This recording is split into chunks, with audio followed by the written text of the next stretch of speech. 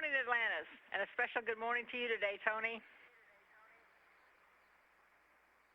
Hey, good morning, Houston. It's a great morning up here, and thanks to my family, Janine, Michael, and Danny. This is Mission Control Houston. You're seeing live downlink from the orbiting complex now making its way over Mongolia. That last call from Capcom, Shannon Lucid up to the on-orbit crew regarding a configuration to the H2 tanks, the hydrogen tanks.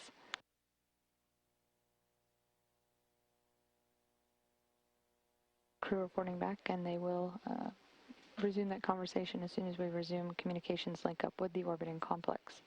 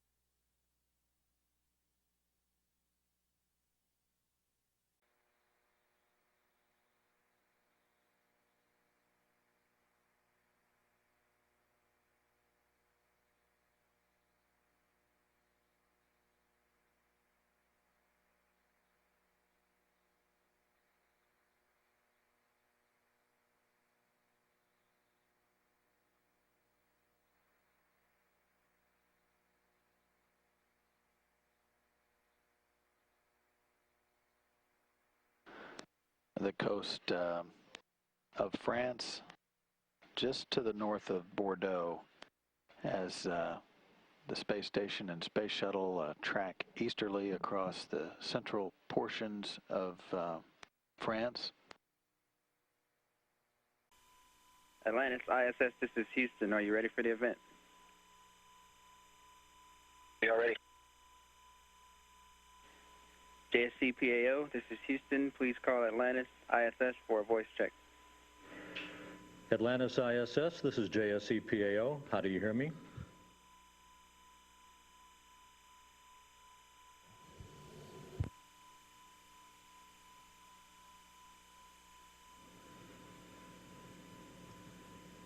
Okay, I think we're ready for questions here. Yes, we're ready for questions. Hi, this is Robert Perlman with CollectSpace.com and Space.com. A question for Atlantis' commander, Ken Ham.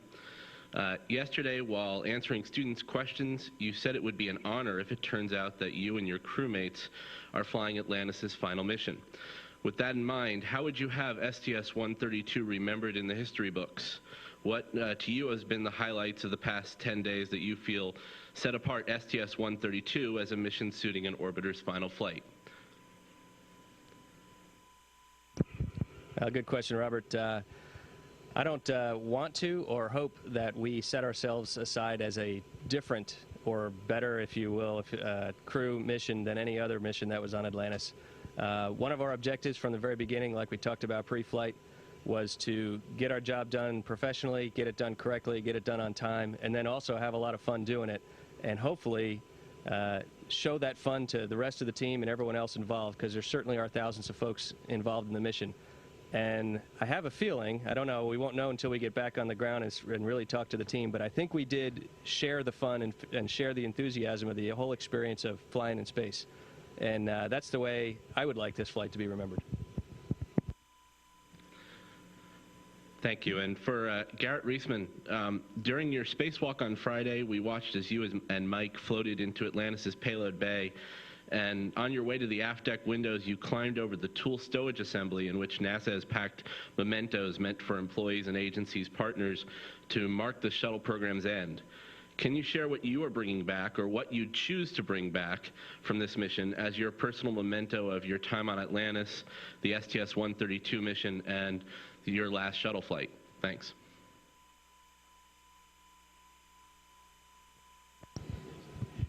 Well, let's see. First of all, I want to emphasize that we didn't take anything out of those compartments on the payload bay.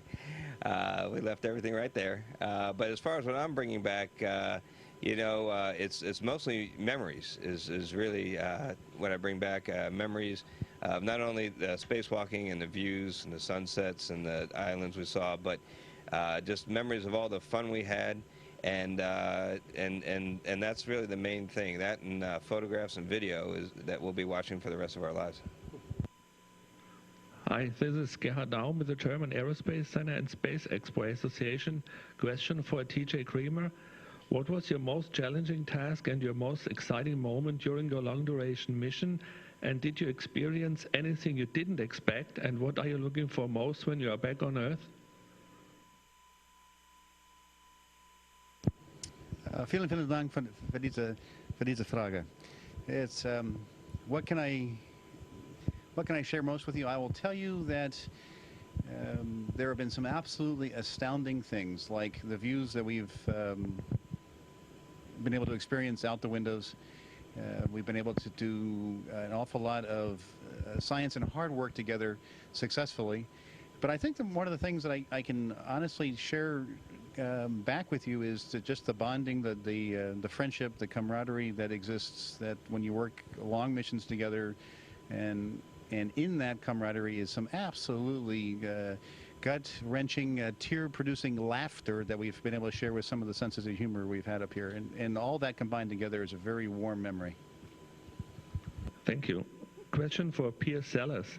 This is your third flight. As a veteran, was there anything new for you? And also, you had to perform lots of robotics tasks. Was it more difficult or easier compared to your training? Thank you.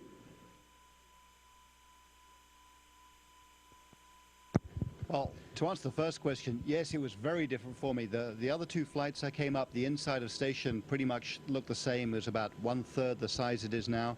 This place is now a palace. It's huge, and I've had a great fun exploring it. We're seeing station in pretty much its final form, and it's really magnificent. As for the robotics, it was wonderful. I was down there in the belly turret of the station, this glass dome underneath all day, getting a suntan, waving the arm around. It was a lot of fun, and me and Tracy had a wonderful time doing that. This is Jill Tolk representing the Cohasset Mariner in Massachusetts. So, of course, this is for Steve Bowen. From your perspective on orbit right now, what thoughts and feelings about your final shuttle flight and EVAs would you like to share with residents of Cohasset and the rest of New England?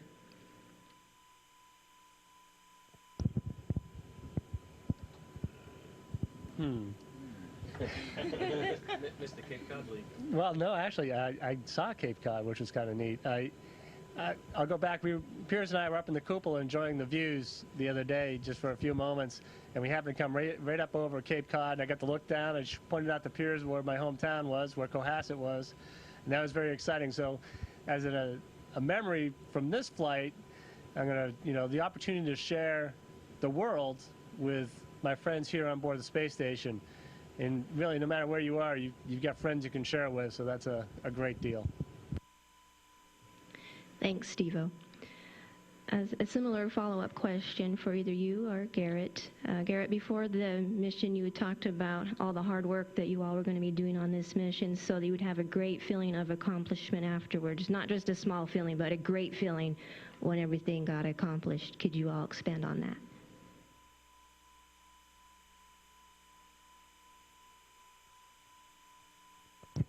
Yeah, we've talked a lot about having fun up here, but I think the main reason we're all having so much fun is that everything went pretty smoothly on the mission, and we accomplished all of our objectives, and there's nothing like a little success to make you have a really good time. So, yeah, I was hoping that after all this hard work, not just obviously by us, but more importantly by all the people on the ground, that made it all possible and worked out all the engineering details, we had a lot of success, and that's something that was that's what I was talking about before, that I was hoping to have this feeling, and I've got it. This is Peter Aylward from Southern FM in Australia. My question is for each of the crew members of Atlantis and any of the others who would like to contribute. If it were exclusively up to you, which city or town would you select to be the final location for a public display of Atlantis after her retirement, and why?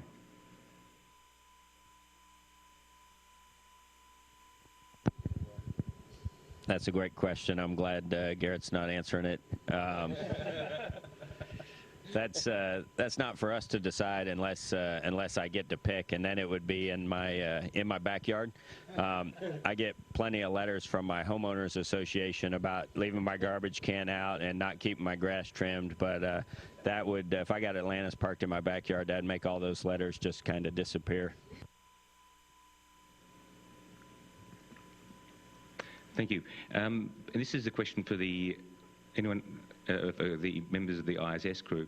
We've all had the experience of packing for a long trip and only to get there and realise that you've forgotten something large or small that you would really have loved to have brought with you. Have any of you had the experience on this flight to the ISS?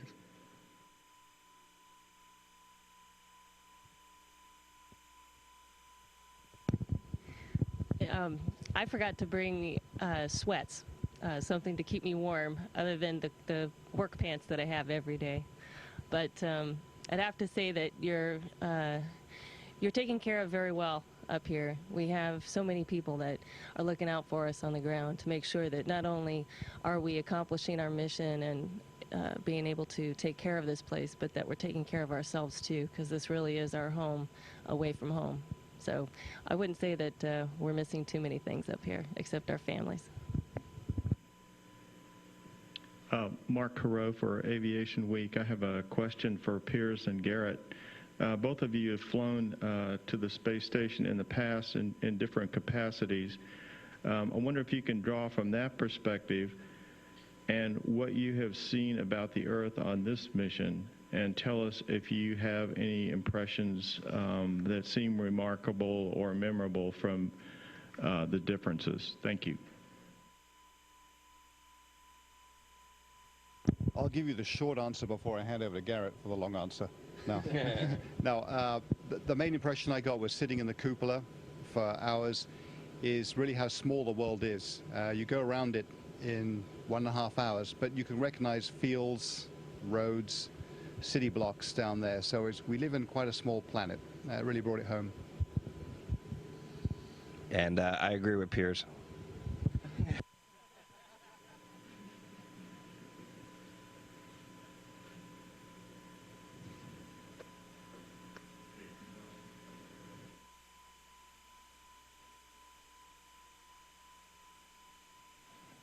Atlantis ISS, this is Houston ACR. That concludes questions from the Johnson Space Center. Please stand by for a voice check from KSCPAO. Atlantis ISS, this is Kennedy PAO. How do you hear me? And radio loud and clear, Casey. Hello, this is Marcia Dunn of the Associated Press for Commander Kotov and any of the other station crew. You mentioned the other day how scary the oil spill looked in the Gulf of Mexico, and I'm wondering, could you describe it? What does it look like? Does it look like a brown stain against blue water, or use your own words? Hey, Masha, good to talk to you. Yeah, the oil spill, we are watching from above every day, and it's kind of sad to see the beautiful sea is kind of tinted. And these days, the stain kind of spread around to the south, and I heard it's going to migrate to the Atlantic side, but we're just hoping the quick recovery watching from above. Another question for you, Soichi. You're the king of space twittering. You're posting so many pictures and so many words. How is it for you having that kind of access to social media from the space station? And do you find it rather entertaining? Well, thank you. First of all the kudos to the engineer who made it possible, and also like my personal thanks to my crewmate TJ Creamer, who worked very hard to make it happen. I'm just a user. He's actually the background engineer to make it possible. And my message to you guys is, look, the Earth is beautiful, and I just want to share the pictures. And I'm not the best photographer. There's other people who took a better picture, but I like to just share how the regular person come up to the space station and see this beautiful view, and just want to share the view. So I'm really happy to have a chance to share the nice, beautiful photographs with you guys. One more question for Commander Ham. You mentioned that how much fun you've been having. What was the most fun that you, as all 12 space flyers, have had in the last week? Yeah, well, Marcia, I probably can't reveal some of the best fun that we had up here. But seriously, I think it was TJ that might have mentioned it earlier. It's spending time with this group of people, and that's all 12 of us. We've bonded up here in space, which is an interesting experience. And I think part of that comes from working really hard and then having pride in your own success. Sort of sets up the human emotion for being happy and being happy together. And there are some senses of humor on this crew that are excellent, to be kind, I guess. We've had a lot of fun laughing together. Hi guys, it's Bill Harwood, CBS News. One for TJ, just to follow up an earlier question. What are you looking forward to? What are you going to miss? And what are you looking forward to when you get back to the ground, please? What am I going to miss is probably be easy.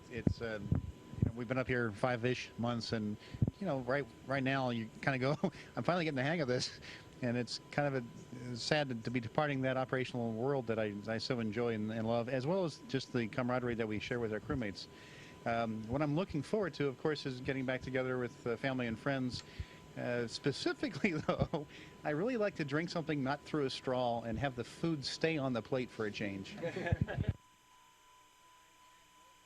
I can understand that. One quick one for Commander Kotov. Can you give us a snapshot of how is Rosvet doing? You mentioned some shavings the other day. I'm assuming that's filtered out by now. Maybe give us your impressions as commander of the new module. Thank you. And thank you for this question. That's the new module Rosvet looks really good, and he's still packed with cargo that's Atlantis brought up with this module, and we work very hard to unload this module. But in any case, it's excellent extra volume, and especially this module is designed specifically to be a Russian science laboratory. So we're really looking forward to utilize this module in future. Thank you.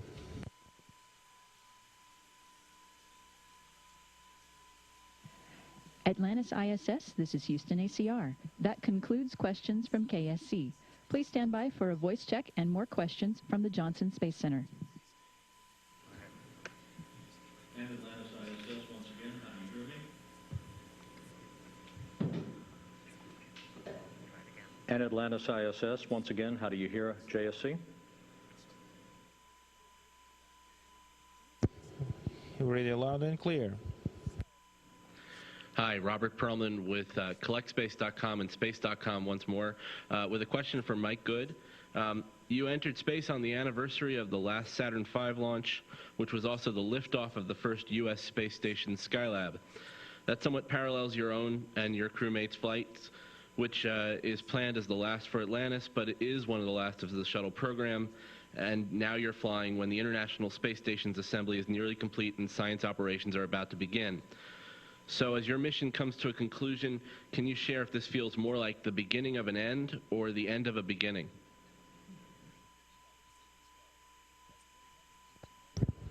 Oh, great question. It's definitely the beginning of the end here for the shuttle program, and I think as our Commander Ken Ham put it so eloquently yesterday when we were talking with some of the kids, that unfortunately, this is necessary for us to move on. You know, the shuttle's an incredible vehicle. You know, it has a payload bay, it has an airlock so we can go out and do spacewalks. It has a robotic arm, has an unbelievable capability, but it is limited to low Earth orbit. And so as we continue to dream to explore further out into the solar system and to go further, we're going to need to go on to a new vehicle. And unfortunately, the space shuttle is not that vehicle. So we'll say goodbye to the space shuttle and look forward to a new vehicle and new exploration. This is Jill Tolk with the Cohasset Mariner. A follow-up question for Steve-O. The last time you were on orbit, there wasn't the cupola, of course. Could you describe for me the view or your experience sticking your nose against the windows of cupola? Did you get any nose prints on there? Yeah, the cupola is an amazing facility, and really, I think Piers and Tracy and Garrett proved its value with the robotic operations, which is the real purpose for its existence. If it had been up here a little bit earlier, you'd probably get a lot more use out of it. But for those of us that aren't doing robotics, it's just the most amazing place to sit and watch the world go by.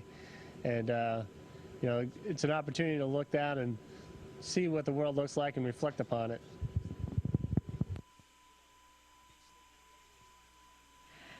Atlantis ISS, this is Houston ACR. That concludes questions from the Johnson Space Center. Please stand by for a voice check from JAXA PAO. Atlantis ISS, this is JAXA PAO. How do you hear me? Really loud and clear.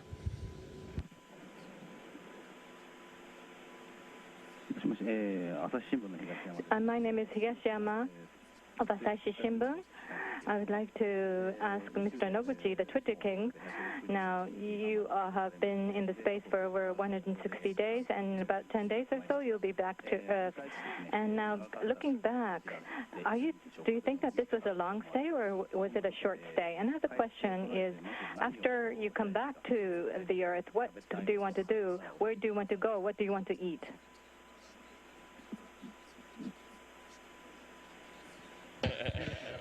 Yeah, first of all, let my crew member relax a little bit. We have to be prepared for the Japanese question anyway. ありがとうございます。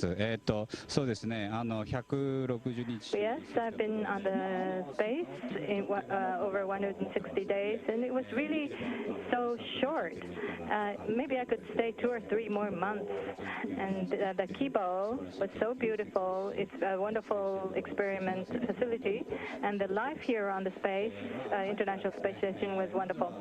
Now, when I go home, I want to go to a hot spring spa and spend my days there, but I want to go back to Houston where my family will be waiting for me and spend some time with them. My name is Hatanaka of Nippon Broadcasting. You said that Kibo was a wonderful experiment facility. I'd like to ask Mr. Noguchi. Now, in the Kibo, you have been carrying out various experiences. Well, it could be the experience itself or else others. What is the most impressive thing that you felt in Kibo? And also, Mr. Furukawa and other people will be on the expedition as well. So what are the possibilities in Kibo? What would be the potential accomplishments in Kibo? Would you like to tell these people? Thank you very much. I'm quite had the strong impression when the January in Kibo, small fine new robot arm assembly was done in January. In March, from the airlock, we have taken that out and actually operated in the space. So Kibo's basic functionality has been completed, and that is I'm very happy about. And Furukawa-san will be coming up later in the future. And what I do the experiment with the researchers on the ground, there was interaction with the researchers researchers on the ground, and that would generate a new experiments, and also some humanistic experiments. Also, there will be new potentials as well for the humanities, and those type of new experiments can be done as well, and so we can further enhance the Kibo in that way. Thank you. My name is Mizuno from NHK. In the 160 days already, this is the longest stay in the space as a Japanese person. How is the physical condition? You mentioned about you are able to stay, you would be able to stay for another 3 months if you are required to, but is that the limit? Or how is physical condition? Thank you for your question. My physical condition is very good. In the first week, I was not used to it, and in space shuttle, just like space shuttle flight, there's a time in the beginning it was rather challenging and difficult, but after that, I would get used to it, and I felt more comfortable. It's about 160 days now, so I could perhaps stay for extra 2 or 3 months, I personally think. But with my experience being accumulated, more days in the space, that would be, I think that the more and more the time when the human can live in the space, that day will come in future, I think. Noguchi-san, my name is Kikuchi from Kyoto Tsushin. I have 2 questions. For the Fujitsurai, sea urchin and the tuna sashimi was brought, but there's a raw fish. How was the taste of the raw fish? That was from the South Pole exploration team. How the other people evaluate about those raw fish? You have taken pictures on the Twitter. When you come back to the ground, what kind of pictures do you want to take on the ground when you come back to the ground? Hi. Yes, in the South Antarctica base station, there was a lot of space food, and also we had a direct communication with the Antarctica base. Some direct communication was done with Antarctica base. So in a very extremely cold environment, those Japanese, we are able to make very good exchange. In terms of sushi, that was very popular. I enjoyed sushi, but the other shuttle crews, we had some sushi parties a few times, and the Americans, Russians, and enjoyed Japanese sushi very much. And in terms of Twitter, this is the beautiful scenes of the Earth that I want to take even more, but not only from the space station. I'm sure I can communicate about, you'll be able to communicate about the beautiful scenes of the Earth, for sure. My name is Hayashi. I'm a freelance journalist. Noguchi-san, thank you very much. You seem very seem to be enjoying your stay. What are the stressful or challenging experiences you have had in your stay so far? Under such situation, how did you manage and cope with the stress? And in the 10 days, extra 10 days more stay in the space, but is there anything that you would really like to accomplish or do before you come back to the Earth? Thank you for your question. In the first 1 or 2 days, or in the first initial 1 week, when I look back, that was quite challenging and difficult, because until the time my body get used to it, and then every day, I have to work and accumulate day by day and focus on the mission I have to do on that day, and also to do the good exchange and communication with people on the ground. So that's how I come to the 160-day stay. For the long-term stay, but that is a repetition of the same days. So for the extra 10 days I have left, I'd like to work and to be healthy and good for the rest of my stay. My name is Matsuda from GG. From the Twitter, thank you for sending us beautiful pictures. Now, from the Kibo's window, you were able to see the space and the Earth. What was the most wonderful scene that was the most impressive to you? Well, yes, the Earth, no matter where, it was beautiful. And it was this beauty that we've never seen. I think Earth is full of such beauty, which is not so much known to us before. So I was able to discover the beauty every day. And another thing is that when the space shuttle docks, or when the space shuttle re-enters the atmosphere, I took some pictures of them, but when the human being comes to the space and goes back to the Earth, it's really overwhelming, and it's really powerful. And you can see that our friend is there, and that was really a moving scene for me. My name is Sta from Mainichi Shimbun. Mr. Noguchi, the Minister Maehara's in the council, our panel, had been saying that there has been no accomplishments in terms of industrial aspects of the scientific experiments carried out by ISS. So, well, yeah, there's a budget of 40 billion yen annually spent for this program. What is your idea on this? Well, yes, I think that is a very important question. I think in this Kibo, this is a facility where various experiments are being conducted. And so together with the researchers on the ground, we have been conducting various experiments, and the accomplishments are huge, and we have been able to conduct wonderful experiments, and we'd like to share that to the research among the researchers in the world. And so the other experiments will be returned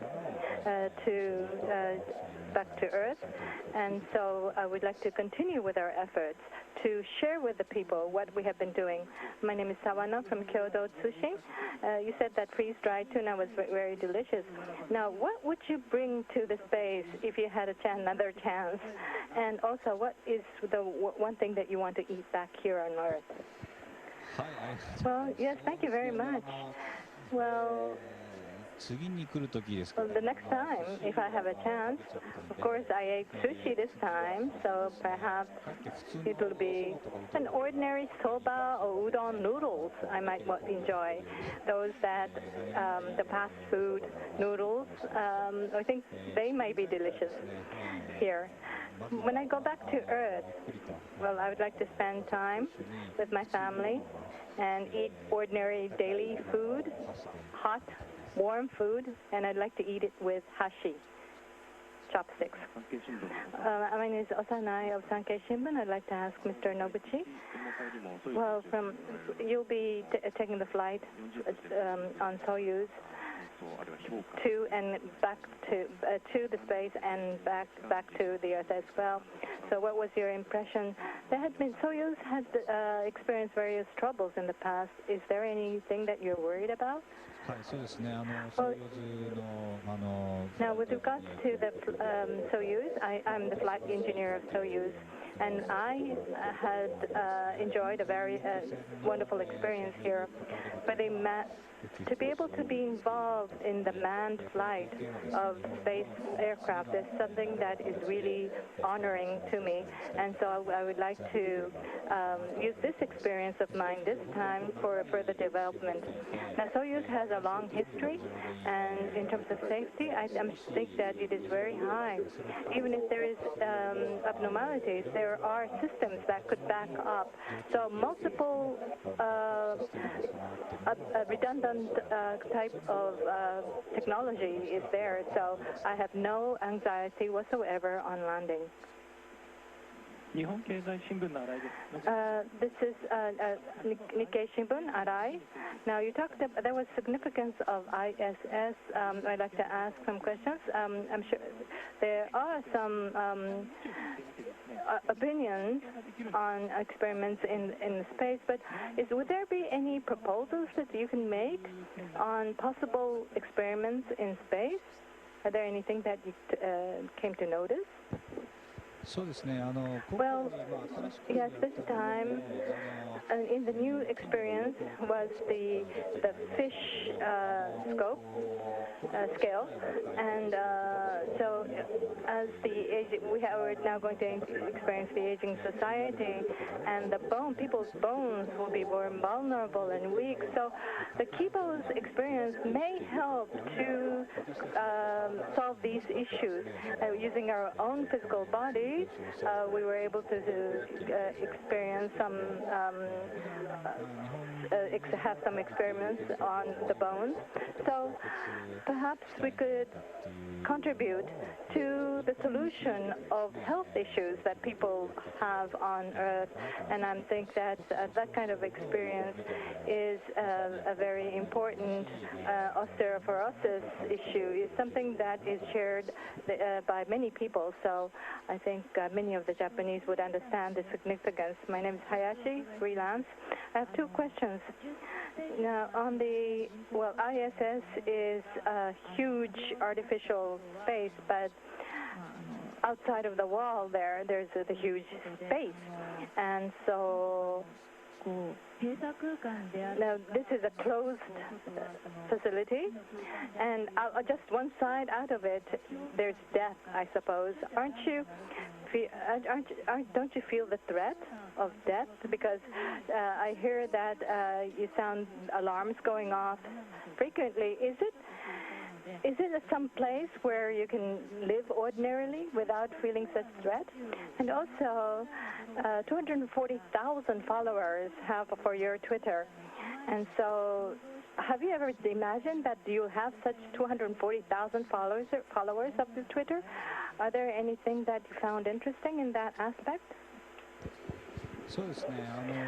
Well, yes. In the last flight, I carried out spacewalk, and at that time, I thought that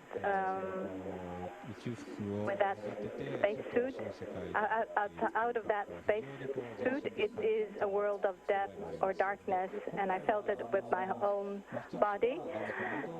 Now, this time we had this cupola. It's a big window, but when we look at the space through the window, we could see that there's no difference. I can't feel such a big difference between inside and outside of the window.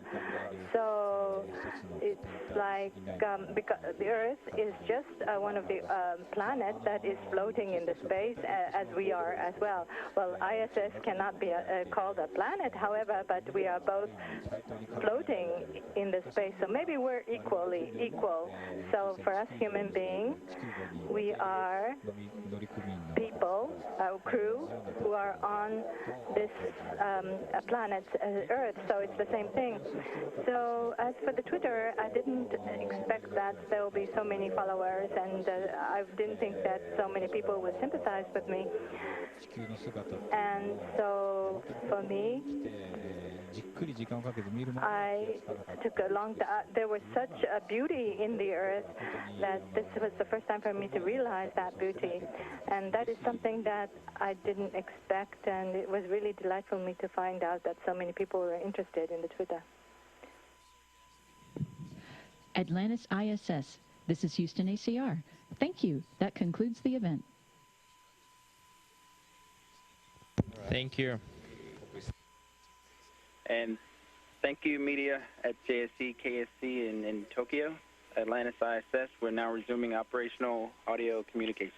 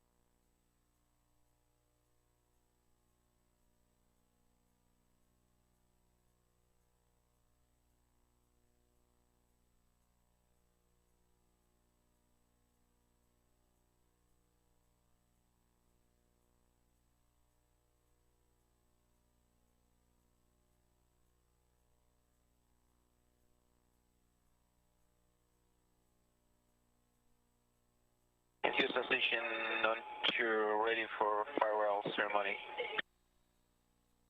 We're ready too. We're watching. Thanks.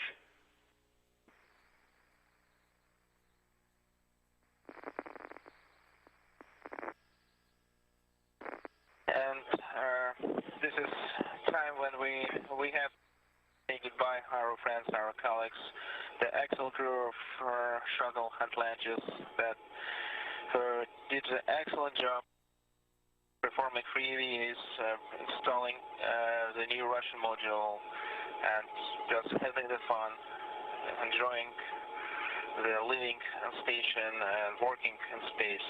And they show the good example of friendship, professionalism, and classic attitude in their behavior. So it's really needed goodbye, but it's time to departure. So again, thank you, Ken, thank you all crew, thank you for your excellent job, for your patience, for your work, for everything. We enjoy working with you.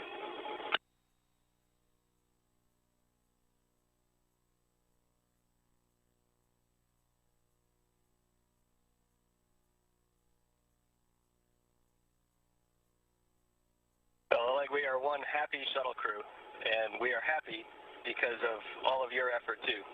I think through our entire dock time frame here, we were a 12-person crew that operated together, and that was the only way that we got everything done and got MRM installed and got the EVAs done. So we are happy, but this one is to friends we're going to leave behind and new friends that we've made, close friends, my friend. We've had a great time together. And TJ will be home soon. Suichi will be home soon. It's all good. Alrighty. We're going to close the hatch shortly, and we're going to depart. And of course, as always, it'll be a little bit sad. But we'll see you all on the surface of planet Earth again soon.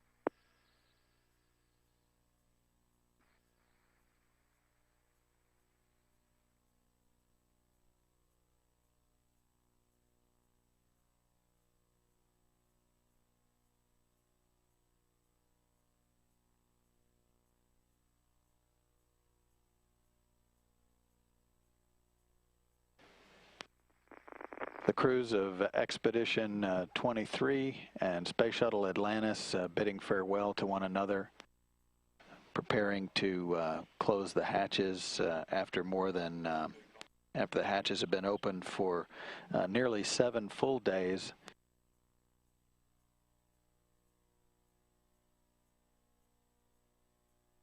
Atlantis's crew of 6, the farewell ceremony hosted by Station Expedition 23 Commander Russian cosmonaut Oleg Kotov. You heard him first, followed by Shuttle Commander Ken Ham.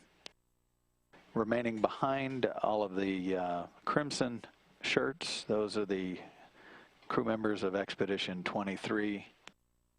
The blue shirts, the crew of STS-132.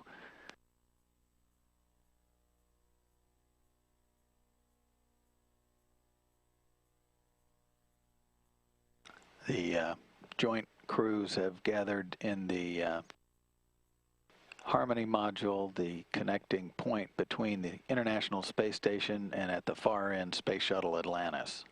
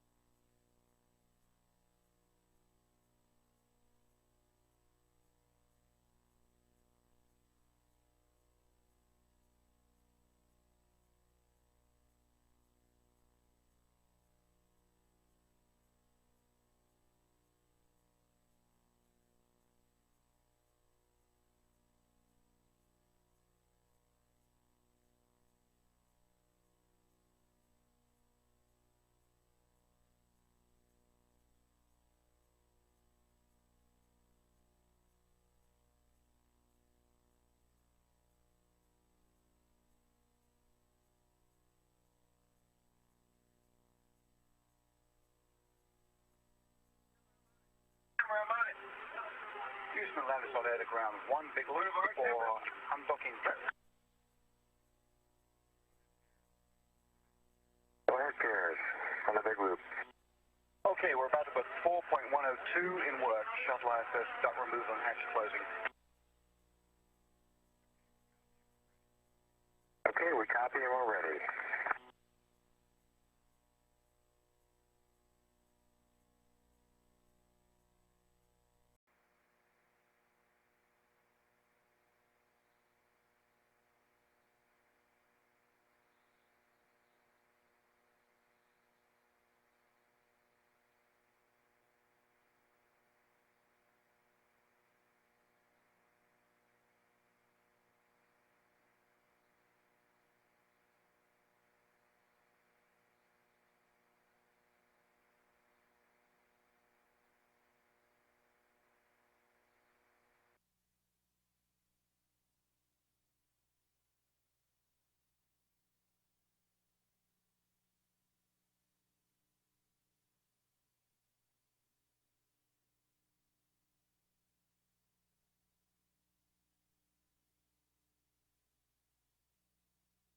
Once again, this is a view from inside the orbiter docking system ring inside Atlantis' payload bay that is connected to the station at this point in time. You will see the image change every few seconds. This is because we're getting sequential still video, which is a low data rate video. It just changes every couple of seconds, but it does indeed give us a view of the undocking coming up in about 3 minutes.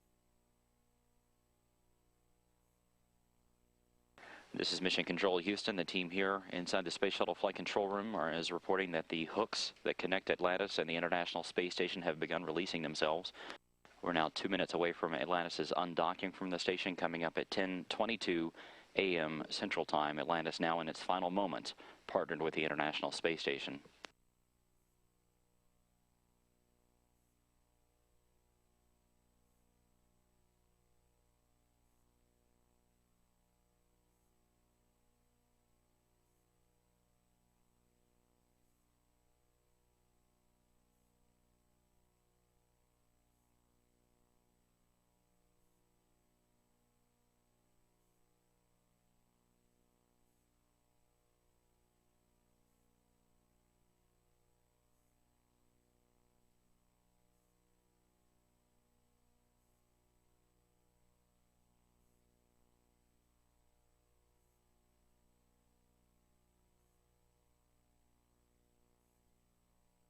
We're now 1 minute from undocking.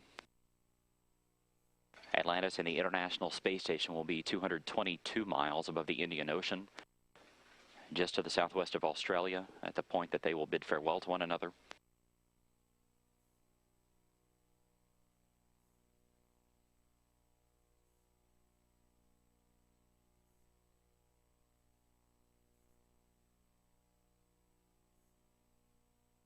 Thirty seconds.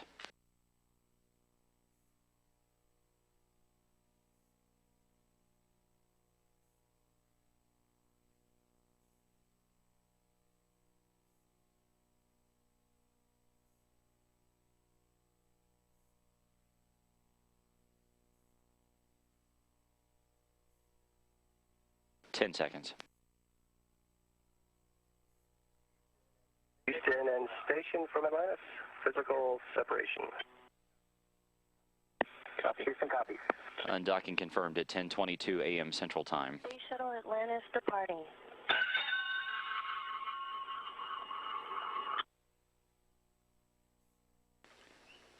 Once again, Space Shuttle Atlantis has officially undocked from the International Space Station at 10:22 a.m. Central Time. The two vehicles 222 miles above the Indian Ocean, just to the southwest of Australia. Atlantis beginning the process of slowly backing away from the International Space Station at this time.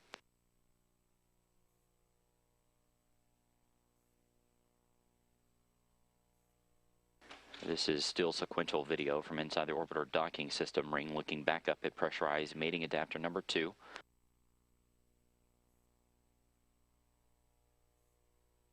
Atlantis now bidding farewell to the International Space Station. This shuttle has served as an important tool in the construction and the assembly sequence of the International Space Station. Atlantis delivered the U.S. Destiny Laboratory back in 2001, also the Quest airlock in that same year.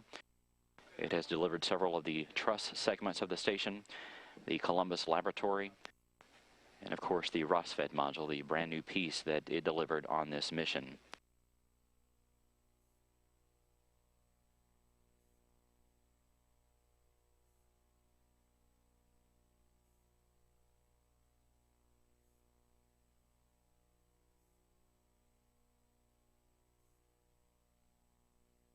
Atlantis now 15 feet away from the station, slowly backing away. Atlantis, station is now in attitude control. Hawk, I got to tell you, you guys are consummate professionals with a great sense of humor. We were so glad to see you. Loved working with you. See you soon, brother, and stay safe. Copy all, TJ, and same comments right back at you, brother.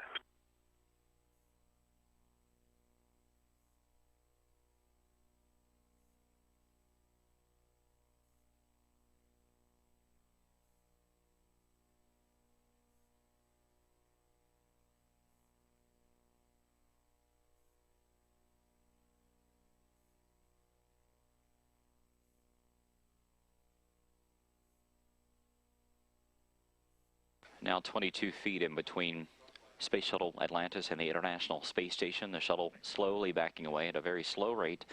This will increase over the next few seconds. Atlantis' jets will be armed and will begin the process of backing the shuttle away to a distance of about 400 to 600 feet.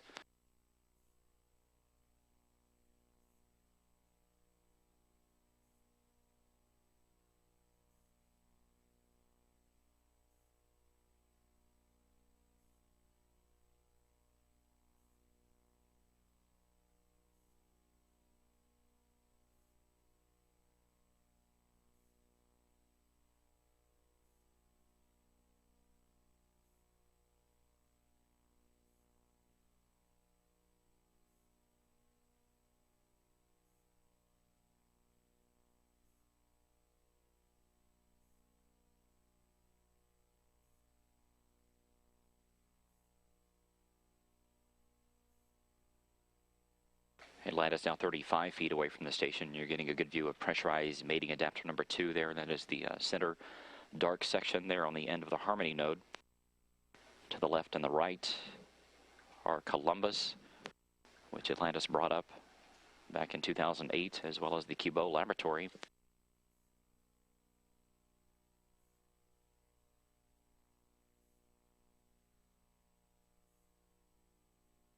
A few minutes ago, you heard Expedition 23 flight engineer T.J. Creamer wishing the crew of Atlantis a fond farewell. He was following not far behind the crew in his journey back to Earth. He and Oleg Kotov and Soichi Noguchi will say farewell to the station as well and come back home aboard their Soyuz coming up on June 1st.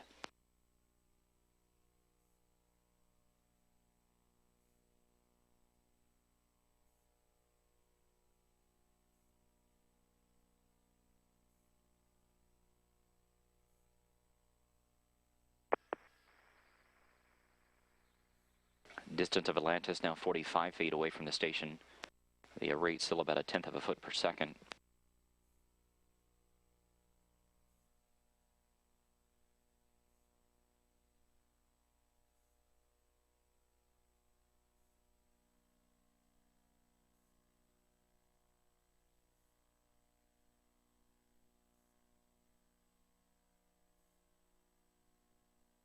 Once again, this is a graphic representation of the current position of Atlantis as it backs away from the station complex.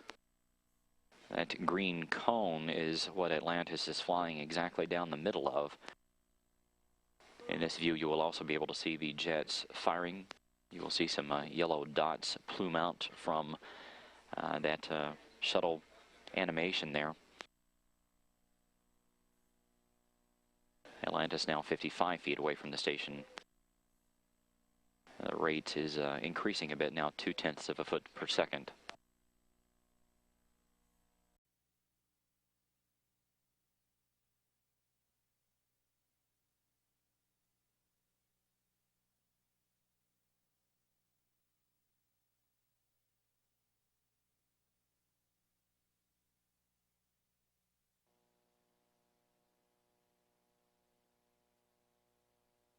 The shuttle's now 506 feet away from the International Space Station.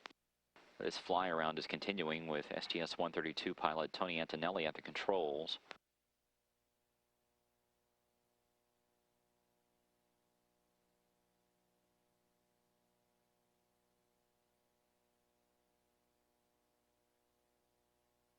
Antonelli is flying Atlantis up over the first quadrant of this entire circle that he will steer Atlantis. He's completed about the first 40 degrees. This is a view from inside Atlantis' orbiter docking system, looking back at the former home of the shuttle, pressurized mating adapter number 2. There on the left, you can see the Columbus Laboratory. There on the right, very obvious, is the Kibo Laboratory with its logistics module up on top.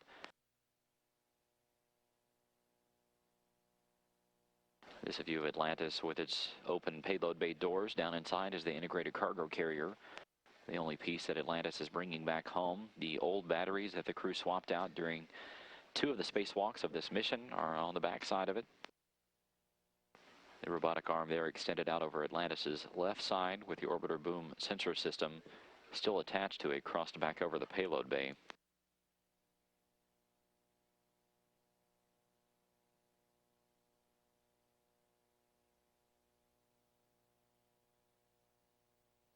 Now the Pacific Ocean down underneath both Atlantis and the station at this point in time. The 2 vehicles are 212 miles.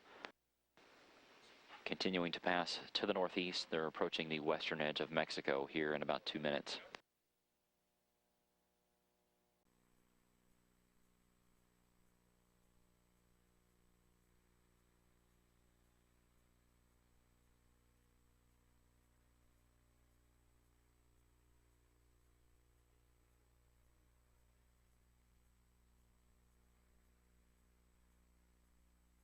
Atlantis coming into view now on the space station's cameras as it passes to the back and below the Russian segment.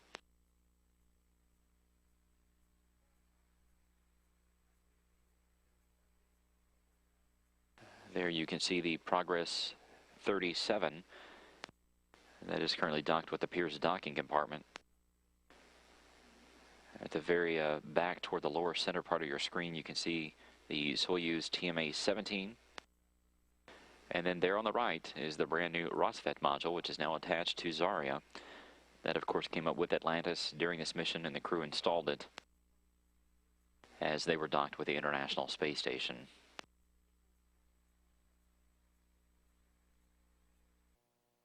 And there you can see the entire International Space Station complex there. If you look at the top, Atlantis currently casting a shadow on the solar arrays.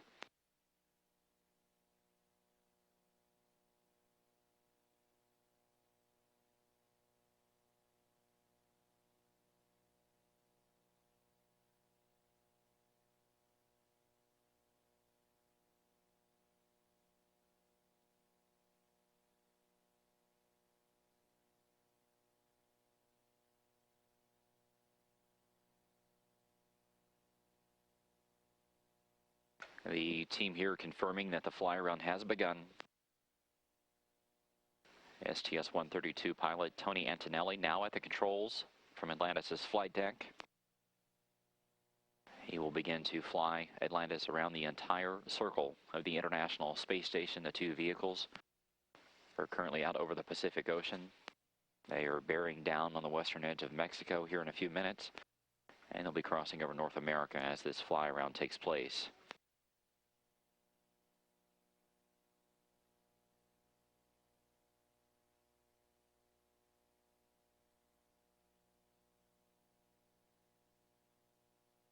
Space Shuttle Atlantis and the International Space Station there staring each other down at a distance of 458 feet. Once again, pilot Tony Antonelli at the controls of Atlantis beginning this fly-around procedure. The first rays of sunshine there hitting the upper atmosphere of the Earth as the station and the shuttle are out over the Pacific Ocean.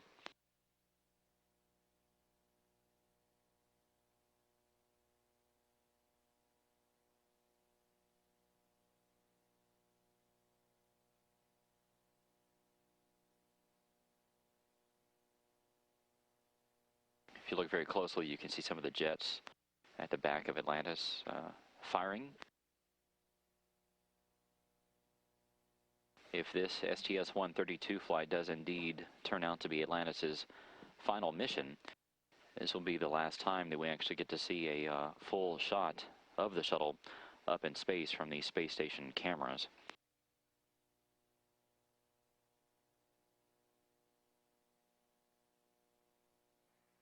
Atlantis now outside of 600 feet away from the station. This 360-degree maneuver with STS-132 pilot Tony Antonelli at the controls is continuing.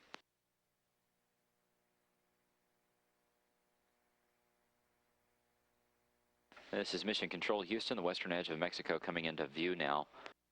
The station and the shuttle 213 miles above the Earth. They're passing directly in between Mazatlan and Puerto Vallarta. It's a fairly cloudless day there on the coast of Mexico.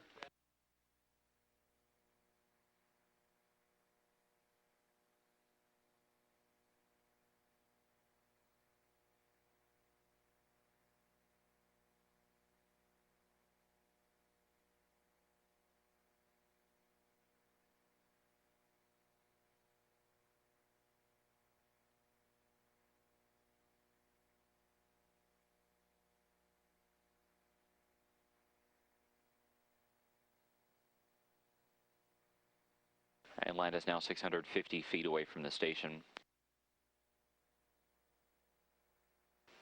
The shuttle passing over the Russian segment. And the two spacecraft just crossing the edge of Texas. They're passing over the cities of Uvalde, Kerrville, Fredericksburg, Killeen. It'll go over Corsicana right there on Interstate 45. And then cross right in the middle of Dallas and Tyler.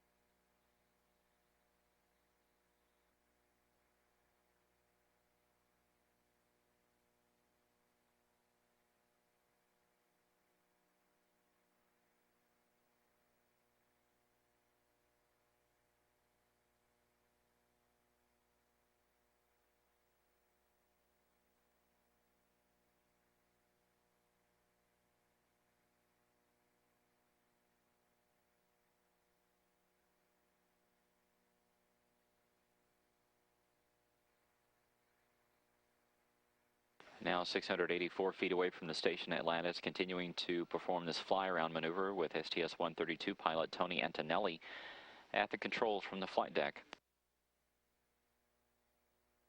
Two spacecraft just passing from Texas into Arkansas, going over Hot Springs at this point in time.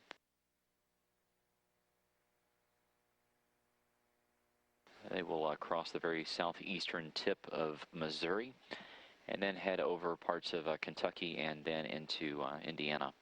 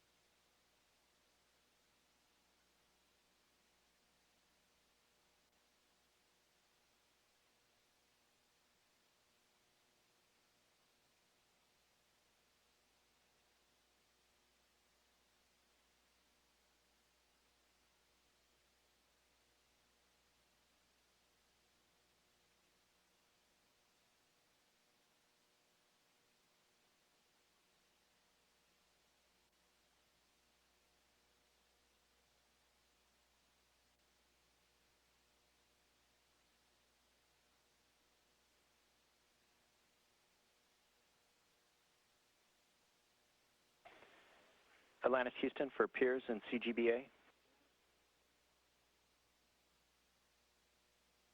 Go ahead. Hey, Piers, that time you just called down to us for CGBA was about 12 hours ago. We're wondering, did you read that value off of a card from earlier today, or is that a fresh read from recently?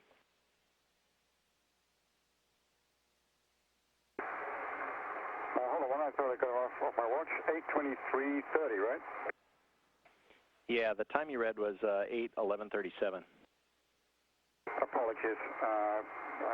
8:23:30. Thanks, Piers. That clears it up.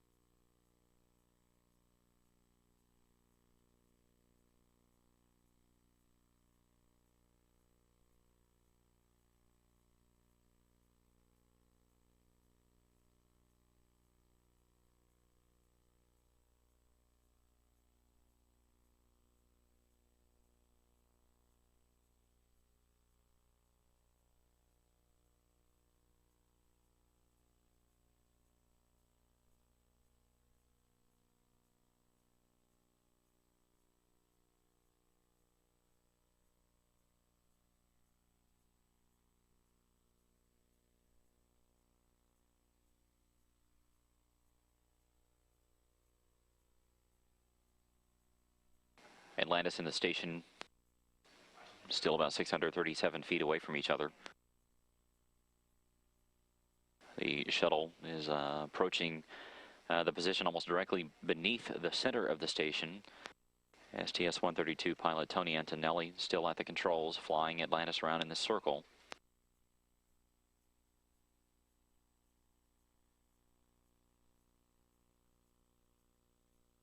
The sun glinting off of the Atlantic Ocean there as Atlantis and the station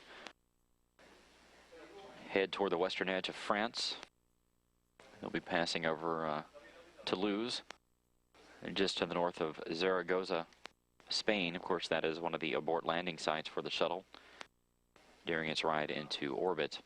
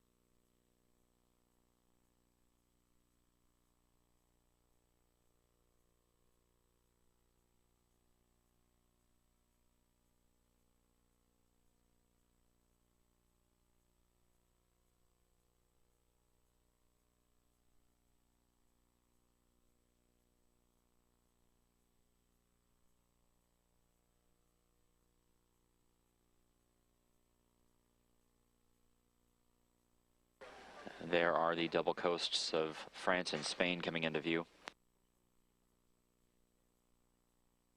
On the right side is Spain, on the left side, France.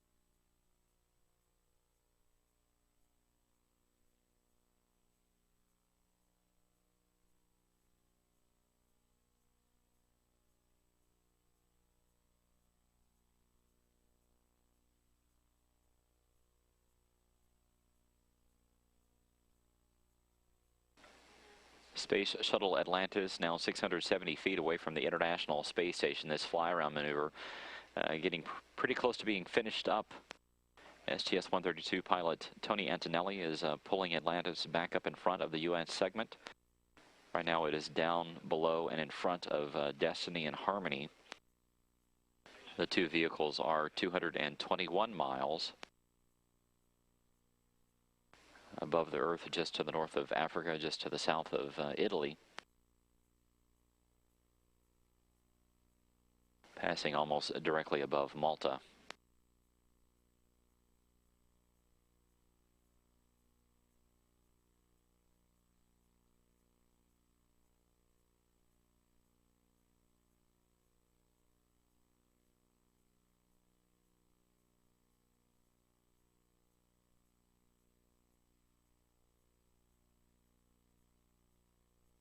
That is the coast of Libya coming into view in northern Africa.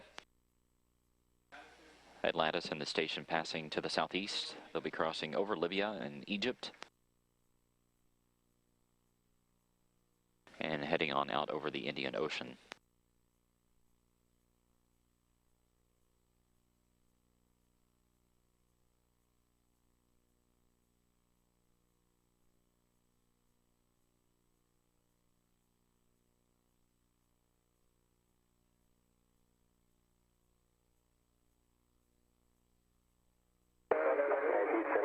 Just checking, you gonna want radar? Checking. And Hawk, yes, we would like radar, please. Okay, we'll put that in work.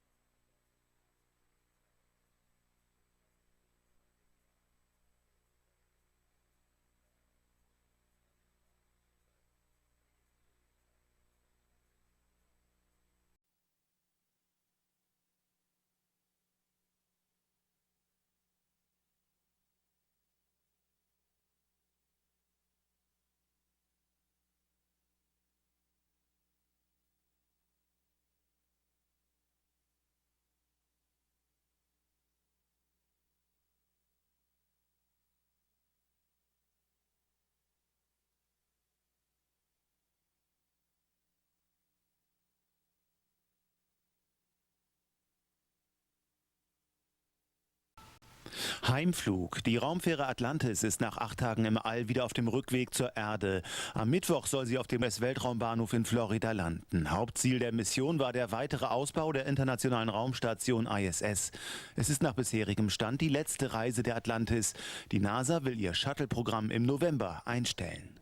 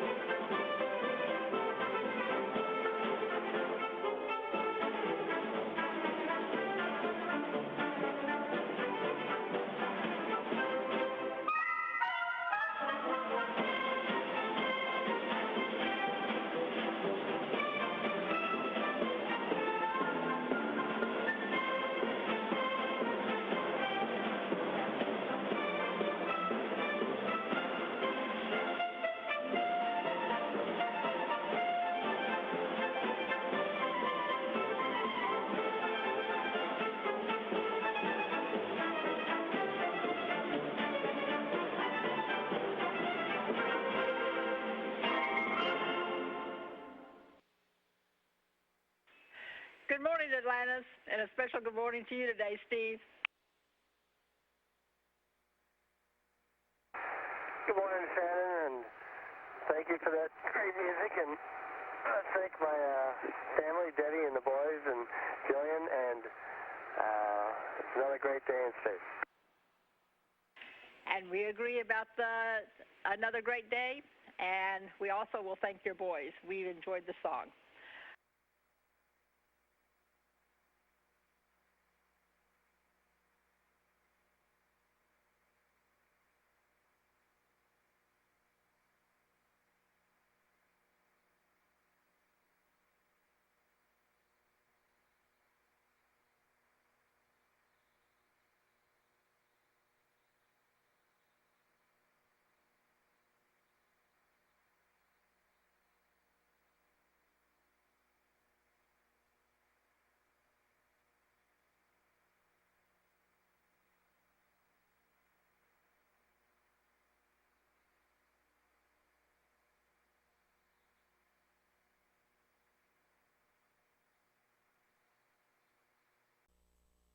This is Mission Control Houston. It sounds like all the communication systems are properly configured, and we're expecting to receive today's daily tour of the activities on board the Space Shuttle Atlantis.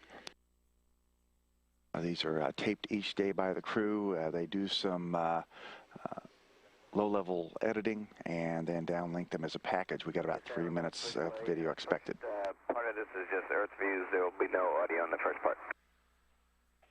Copy. Thanks for the heads up.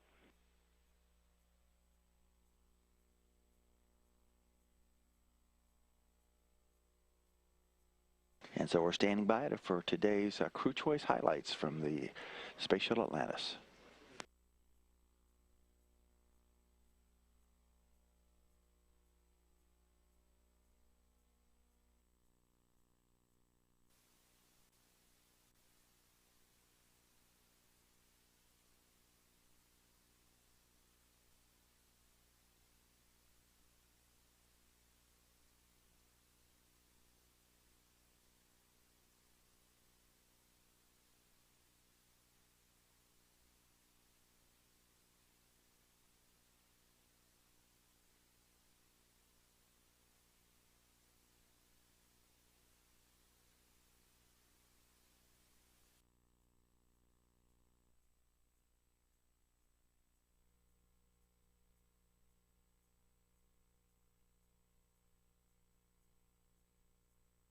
Lake Charles and New Orleans, Michoud, Stennis, Boston. Charlotte was a little cloudy. Saw the oil slick. That's a bummer. Yeah. Hey, Garrett? Yeah. That's all I was going to say. I have determined how fast we're going. How fast are we going? Hey, the mute plug's out, boss. I know. Thanks for the warning, though, Tony. I appreciate that. When you look down through these binoculars at one spot on the ground, yeah, we're going absolutely ludicrous speed. Ludicrous speed. We have achieved. Might not get far enough to the right direction. Distortion speed. If you were down there in an airplane, we'd be a cinder. You see that? This is ridiculous. It's ridiculous how fast we're going. Wow. It's crazy. I see. Bueno, what did you get pictures of? Well, I'm just looking at Steve-O's pictures. We went right over Boston. So I asked him to snap a picture of Nantucket Island. I just had an email from a friend, actually my Uncle Bob. He has a friend that lives up there, and asked if we could see it. And so now I can send her this picture and let her know that we just flew right over it. That's cool. Did you see these? These are zoomed in pictures. Of what? Steve-O. That same Nantucket area. What was your favorite moment of that pass? Come on. That was good to see home. Unfortunately, we had the ISO way too high for what we were doing, but it only came out pretty good. We'll be able to do something with them. Show my family again. Give them something to look at. This is Nantucket. And Piers is getting ready, right? Because we're about to hit what? Oh yeah, we're coming right down south of England. I'm sitting here with a full magazine and ready to fire. What, Sports Illustrated? Yes. Time? No, a full magazine with my camera. Ah. We're just going to rip. You're going to rip? The thing I enjoyed about that pass, while all those guys were looking at their hometowns, was that huge low pressure weather system back there. Looked like a big swirly, just curved over the earth. Terrific. That's cool. Oh yeah, love that stuff. Wow. All right, well, we'll wrap this up and give you a little view of what we're all looking at, which is our planet.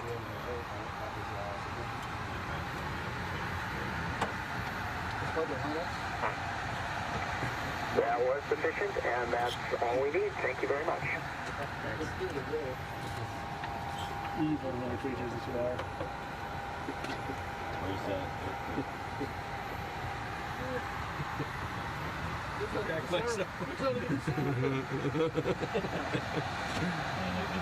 All right.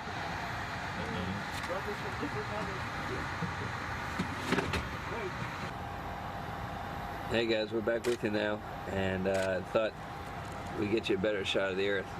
Where right now we're passing over the Alps, Switzerland, and Italy.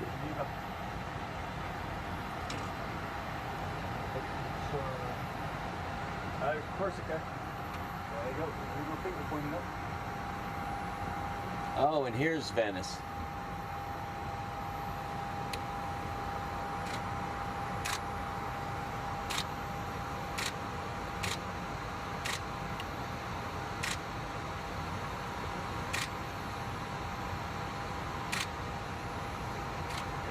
Tunisia, they're out in the desert again.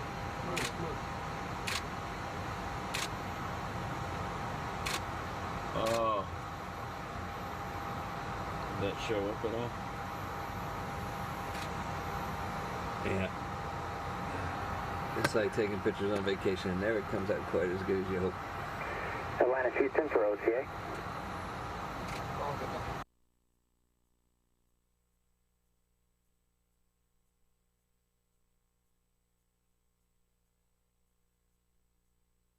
That was awesome. Thanks for sending it, and continue to enjoy your ludicrous speed. We will. Thanks. Hey, Chris, I've Capcom this when it wasn't performed flawlessly. So I'm on page the flight specific 2-11, and we're ready to do the LDRI activation and all the sensor package 2 activation.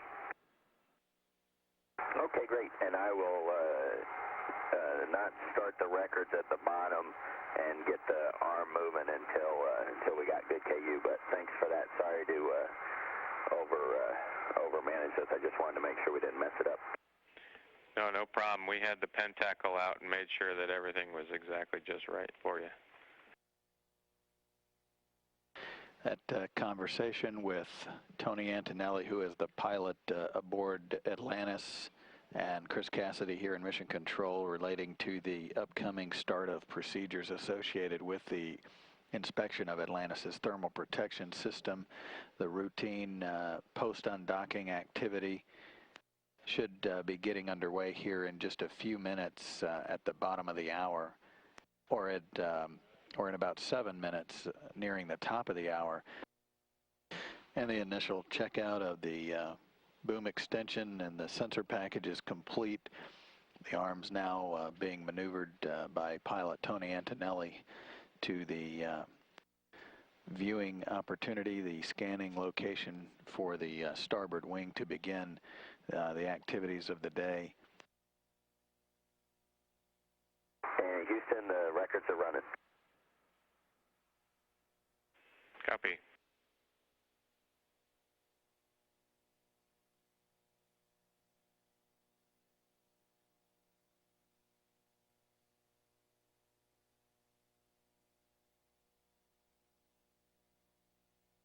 Atlantis will take course rates. Okay, thanks.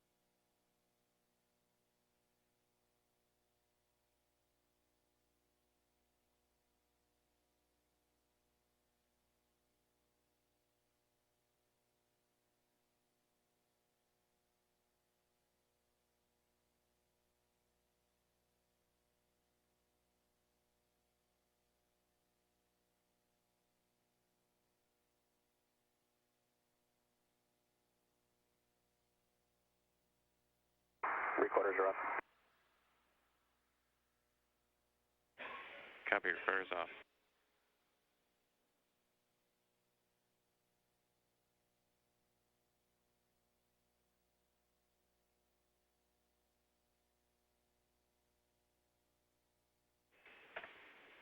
Atlantis, great job on the nose cap and all of the procedures today. You guys are very efficient. All right, thank you. Does that mean we get to test the safer?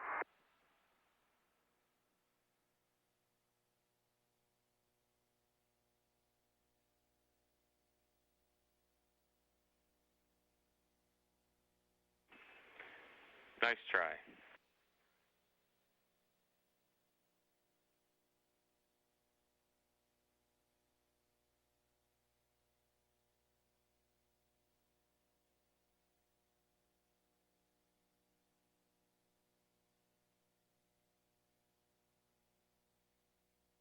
And with that call, the nose cap survey of the reinforced carbon-carbon nose cap has been completed.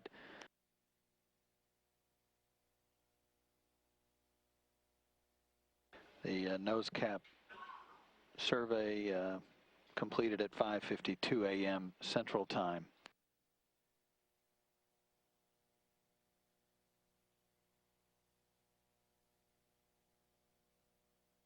The robotic arm now being maneuvered to the port wing, the left wing of Atlantis for the final survey.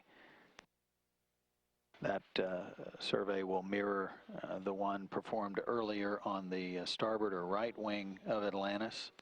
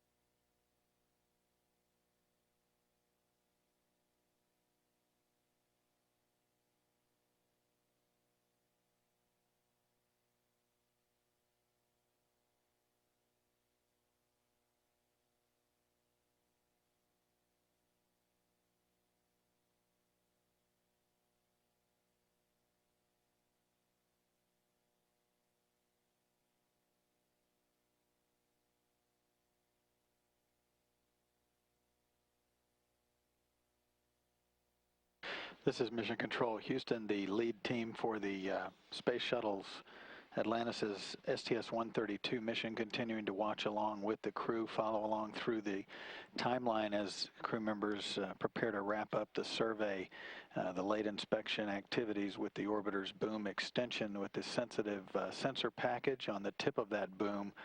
The port wing, the left wing of Atlantis, the leading edge panels, the last of the scanning to be done for the mission, the data being collected, much of it transmitted live to the damage assessment team and the imagery analysis team here in Mission Control to evaluate that data over the next 24 to 27 hours to present its findings to the mission management team to clear Atlantis's overall thermal protection system for re-entry and landing planned for Wednesday.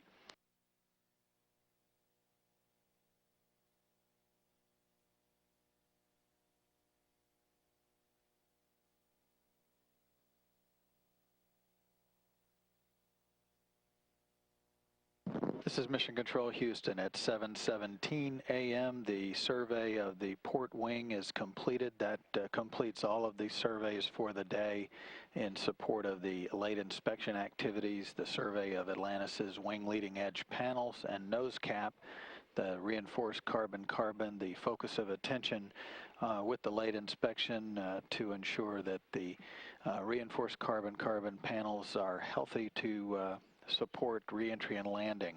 All of the data will be reviewed over the course of the next 24 to 27 hours or so before making a final ruling, but the team will be looking at that data and reporting back through the mission evaluation room to the mission management team both this morning and tomorrow morning.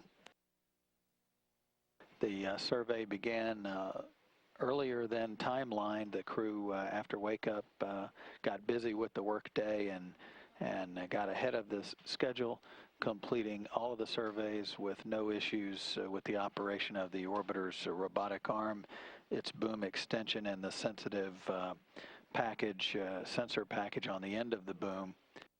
The arm is now being maneuvered to the berthing position in preparation for stowage of the orbiter boom sensor system, the boom extension along the right sill of Atlantis' payload bay.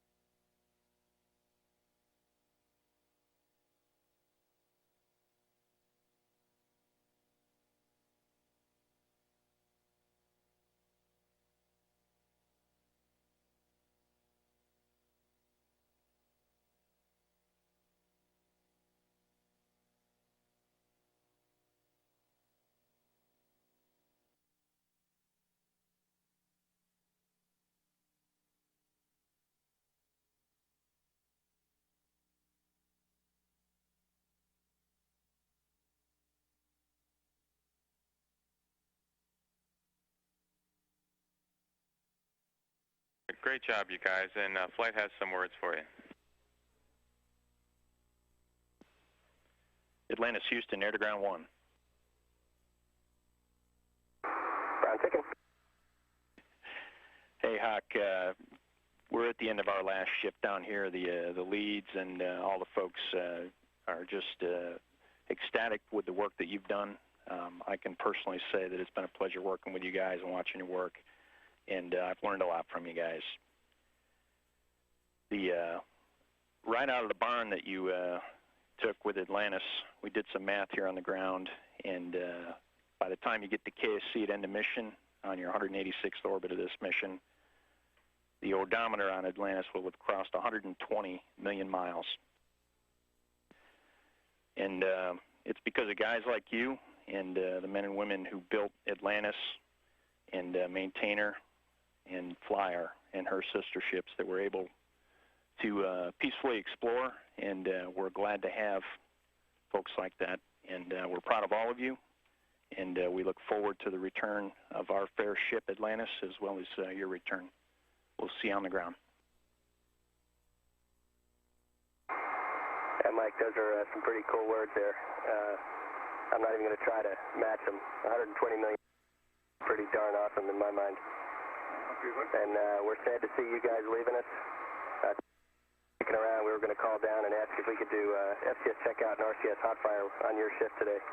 But then thought maybe Tony C wouldn't like that so much. I would love to offer that up to you, Hawk, but we'll let the entry team handle that, and they're ready to go tomorrow. Tony's pointing at me right now and telling me you better keep it scheduled for tomorrow. So we'll keep her in the box for tomorrow. All righty, my brother. Thanks for all the help and support from you and your team. We've been having a ball on your behalf, and hopefully we'll see you on the runway in a few days. Sounds good. I look forward to greeting you.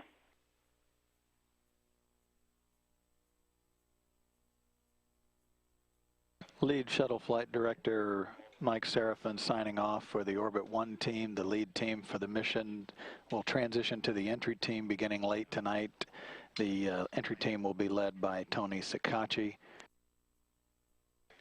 The shift change currently just wrapping up. Mike Seraphin handing over to Chris Edlin and the Orbit 2 team to watch over Atlantis throughout the rest of the day. The crew heading to bed about 3:30 this afternoon, and then we'll wake up late tonight for the day before entry systems checkouts. Atlantis' flight is just passing through 9 days, 19 hours mission elapsed time. This is Mission Control Houston.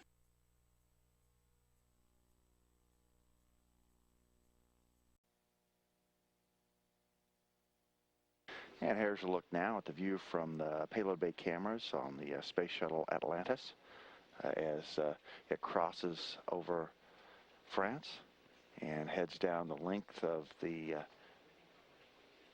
Italian peninsula. This orbit will take it to the east of Rome and Naples, and then out over Bari and the Boot Heel, and the famous villages of Taranto,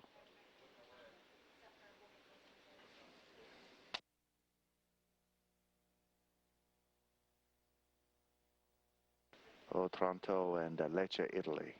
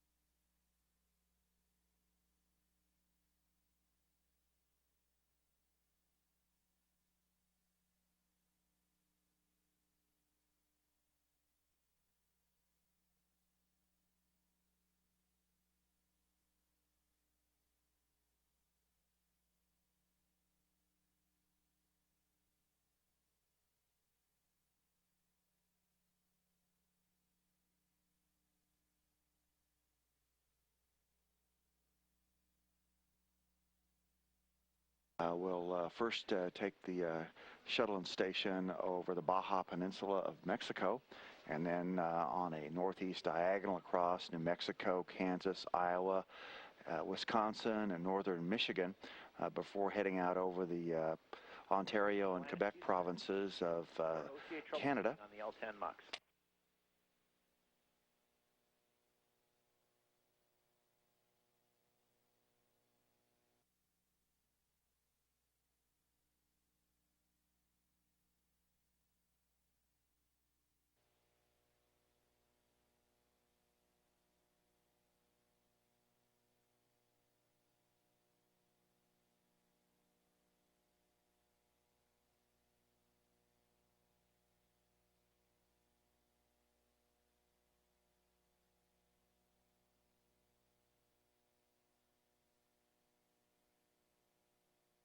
Also available some views of the Mexican mainland from a slightly different camera perspective.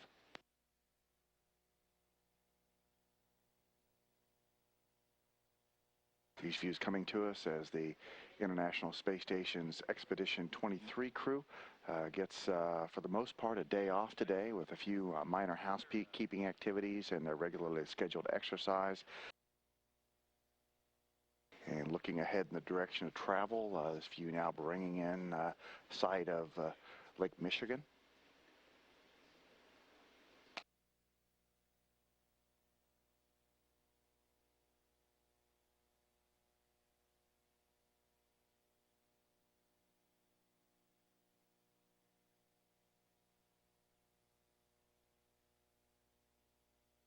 Chicago, the Windy City there at the southern tip of the lake.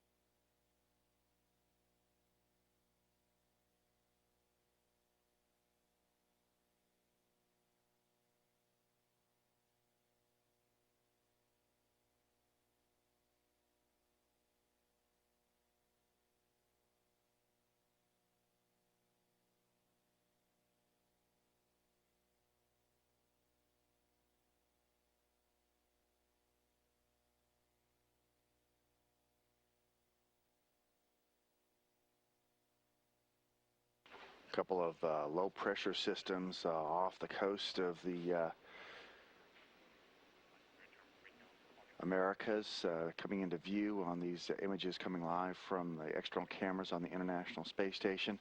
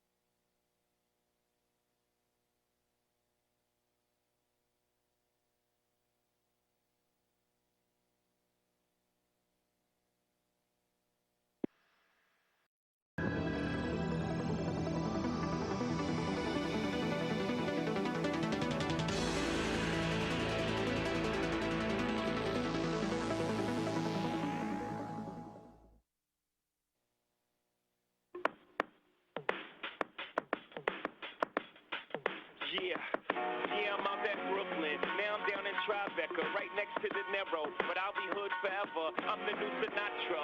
And since I made it here, I can make it anywhere. Yeah, they love me everywhere. I used to cop in Harlem. All of my Dominicanos right there up on Broadway. Pulled me back to that McDonald's. Took it to my stash spot, 560 State Street. Catch me in the kitchen like a Simmons whipping pastry. Cruising down A Street, off-white Lexus. Driving so slow, but BK is from Texas.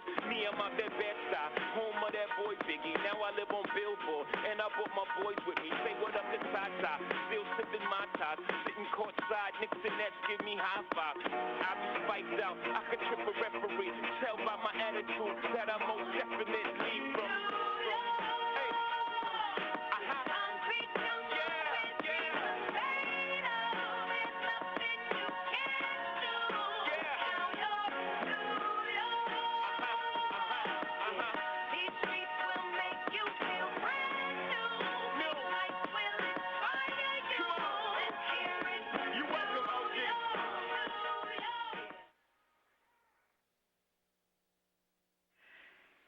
Good morning, Atlantis, and a special good morning to you today, Garrett. Good morning, Shannon. Good morning, everybody down there, and I want to say a special good morning to all my friends and family back in the New York and New Jersey area, and can't wait to be back home, getting a slice and hanging out in the big city. And special good morning to my favorite Earthling, Simone, who's there right now, and I'll be home soon, baby.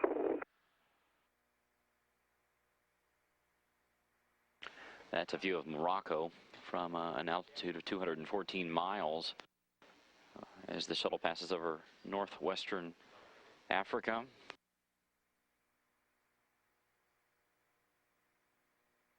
The team on board still working through quite a bit of this cabin stowage, basically just putting away everything that they've pulled out during this mission and during the flight, securing everything down and getting Atlantis ready for the ride home tomorrow.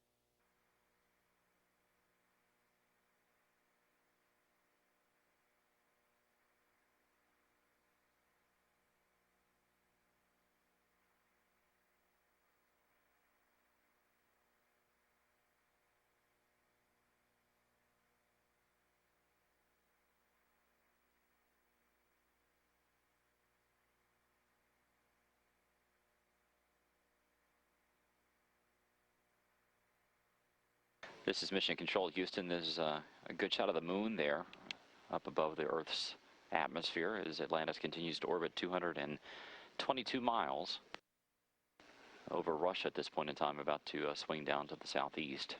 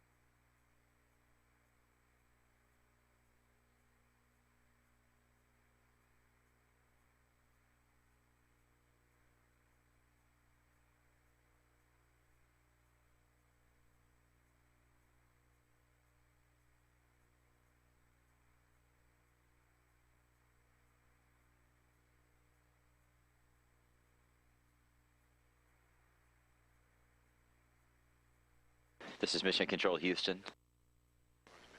There off the port side of the shuttle is the moon. You can see it there just at the top and to the right of the very edge of the shuttle's robotic arm. The shuttle and the station currently up over China.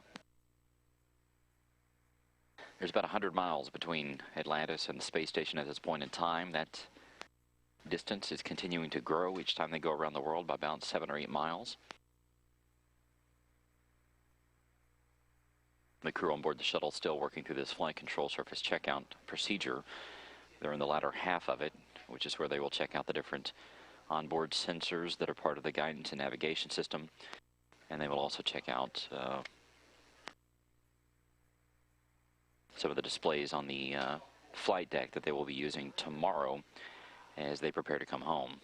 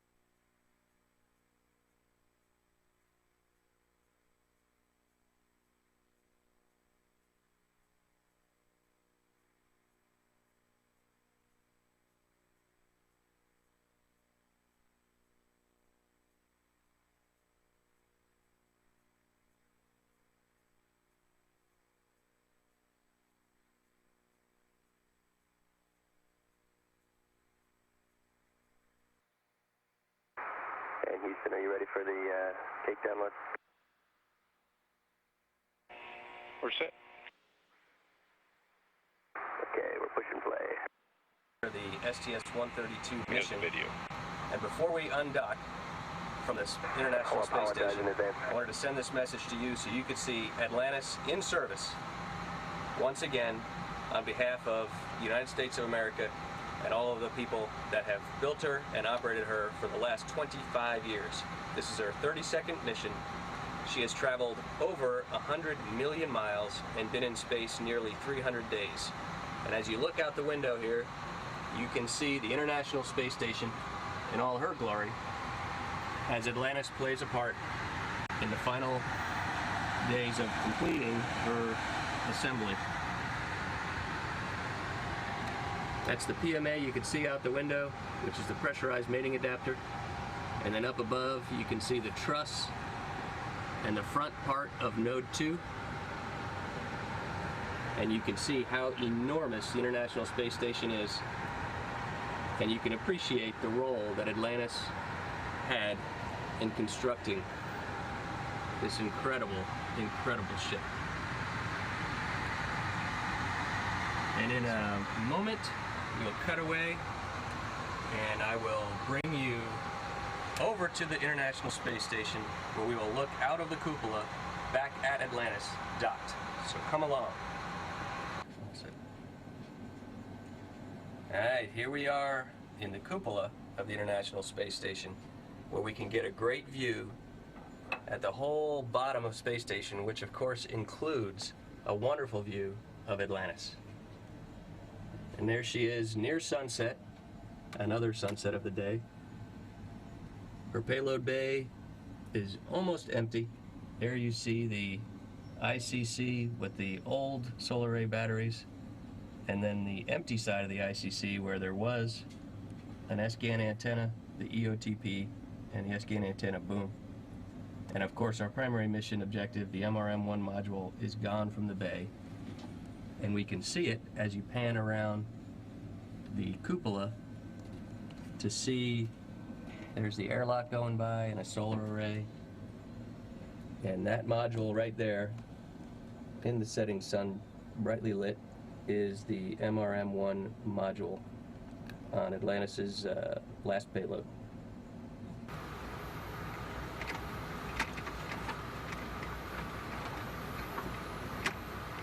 Here we are on the flight deck of Atlantis again with the entire STS-132 crew. And we have undocked from International Space Station yesterday, spent the day inspecting Atlantis' thermal protection system, and we didn't see anything wrong at all, which is no surprise. And tomorrow we're going to pack up the ship to come home to Florida the next day. I'm going to hand the mic to Atlantis' pilot, Captain Select Tony Antonelli. Thanks, Hawk. Atlantis is just a fabulous ship. She was a fabulous ship in the beginning and continues to be just absolutely amazing. If this ends up being Space Shuttle Atlantis' last flight, we've got an American flag here that we're honored to fly. This American flag flew on Atlantis' first flight, STS-51J, and I'll hand the mic over to Navy Captain Steve Bowen. It's a real honor to be among the 191 crew members that have flown on Atlantis in her over 300 days in orbit, 120 million miles. Atlantis is actually named after a ship of research and discovery from a place I happen to study, Woods Hole Oceanographic Institute. And she has definitely lived up to her name over the past 20 years or so. And on to Peter Sellers, who has done his own sets of research.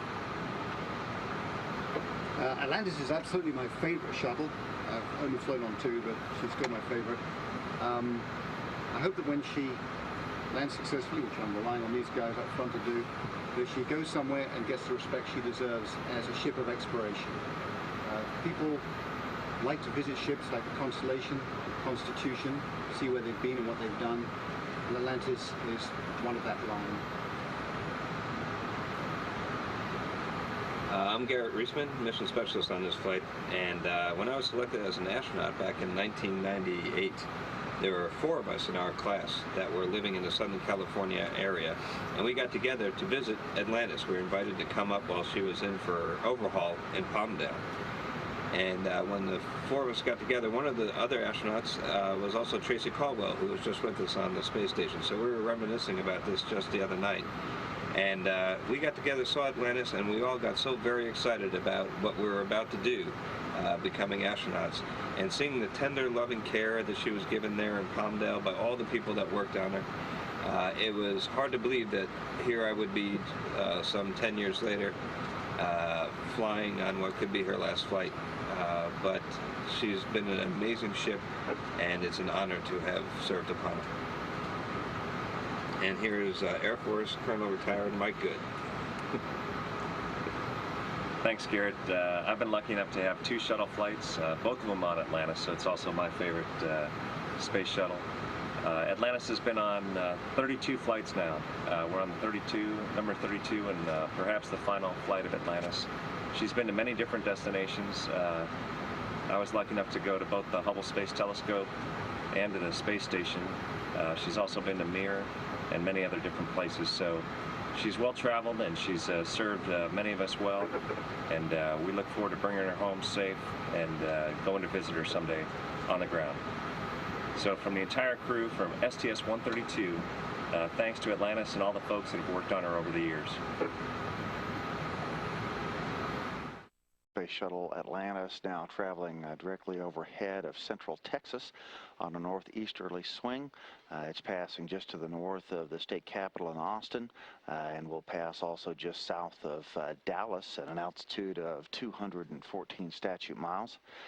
This is going to, orbital track will take the Shuttle Atlantis and its crew of astronauts over Arkansas, southern Missouri, Illinois, Indiana, and Ohio. Before heading out over New England, where the simplex burn of the orbital maneuvering system engines will be tracked by the radar station in Millstone Hill, Massachusetts.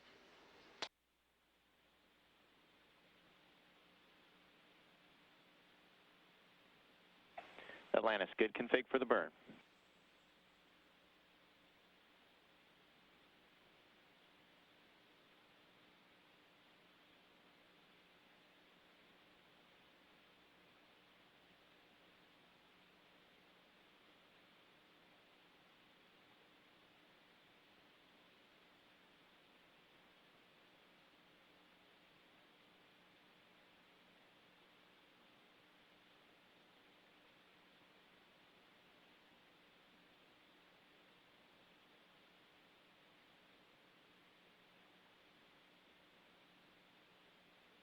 This is Mission Control Houston. We're 1 minute away from this experimental burn of the orbital maneuvering system engines on the Shuttle Atlantis as it travels 216 miles over the United States, heading for the southwestern edge of Lake Erie.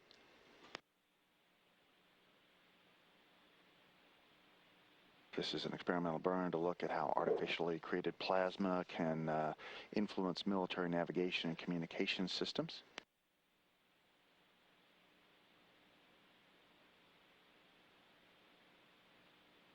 There is a chance that the Expedition 23 crew aboard the International Space Station will be able to see the burn,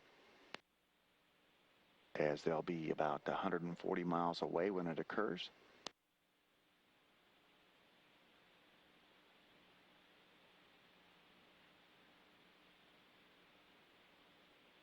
Four, 3, 2, 1.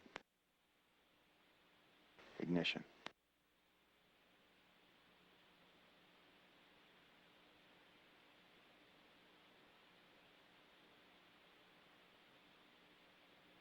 Propulsion Systems Officer reports 2 good engines and good control. Atlantis, good burn, no trim required. Copy, good burn.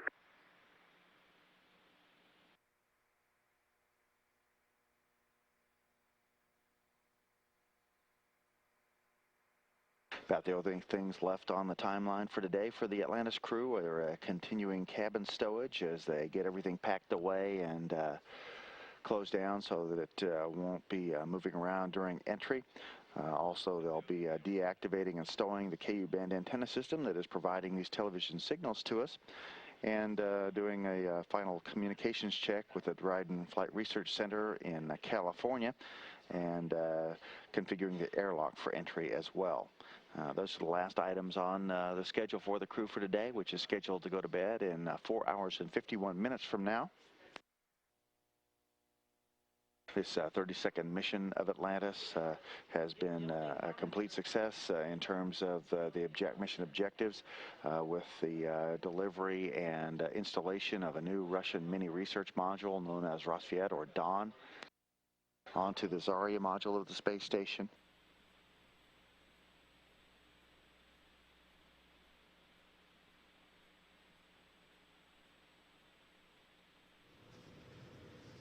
Well, good morning to you from NASA's Johnson Space Center in Houston, and welcome to today's mission status briefing as we take a look at STS-132.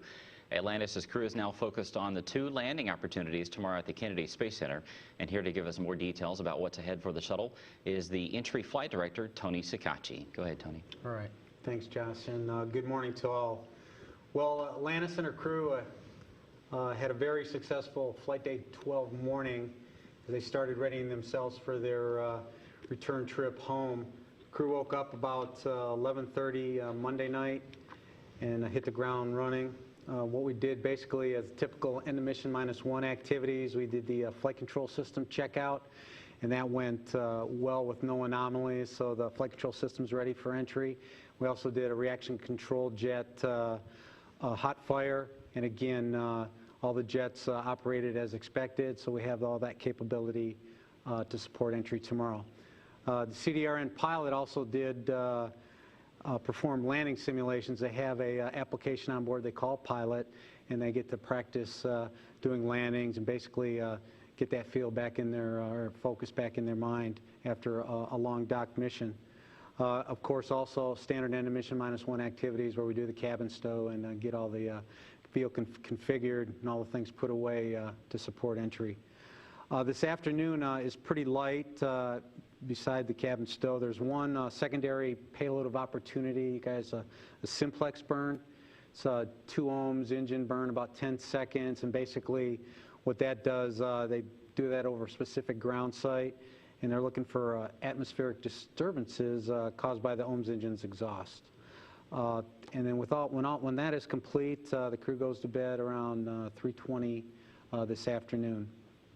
One of the things that for the late inspection, the teams did review the LDRI imagery, and the preliminary assessment shows that there's no issues with the TPS. And of course, they'll be discussing that at the MMT later on this morning, and then they'll give the official go for the vehicles go for entry. But again, they're still crossing the T's and dotting the I's to make sure they've checked everything. One thing I want to talk about, and I know a lot of you folks have been asking this the past few days about the weather, so I'll give you a quick summary about that. This morning we had a upper level low come through KSC, and we had the rain, as you probably saw this morning, and that's expected to move out today, but there is a low out in the Atlantic, and it's forecasted to be about 300, 400 miles northeast of KSC, and of course that's going to have an influence on the KSC weather tomorrow morning. Let's see, basically there's a chance of showers within the 30-mile circle, and of course, you all know that it's KSC, so it's a 50-50 chance no matter what the forecast says. And we're going to continue to watch that. One of the good things is that, we've been watching the trends for a while, and they're trending favorably. So our hope is when we come in this evening or tomorrow morning, things will still be trending in a good direction, and we won't have to work it that hard. But again, it's KSC, and we'll get what we get when we get there in the morning. As far as the orbiter consumables, we have enough consumables to support out to end of mission +3. As you heard, both the LIO and the Cryo O2 are the limiting consumables for that. As far as the landing strategy, myself and the teams put together with the end of mission +3 and the current forecasts, weather forecasts that we have, and kind of what Josh talked about earlier, is that tomorrow we'll be trying KSC only, and if for some reason we have to waive off, the plan is KSC only on Thursday.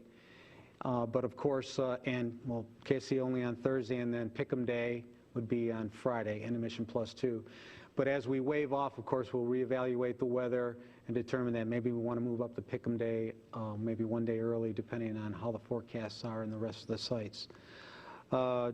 Let's see, that's basically all I had for you guys today. Oh, I'm sorry, let me talk about our landing opportunities that I inadvertently over there. Tomorrow's activities, the crew will wake up at around 11:30 this evening, and the orbit prep will begin around 2:41 a.m. Central Time.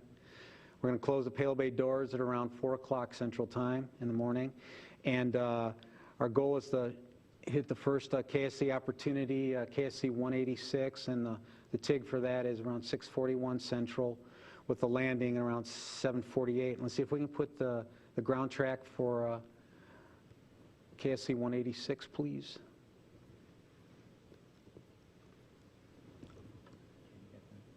All right.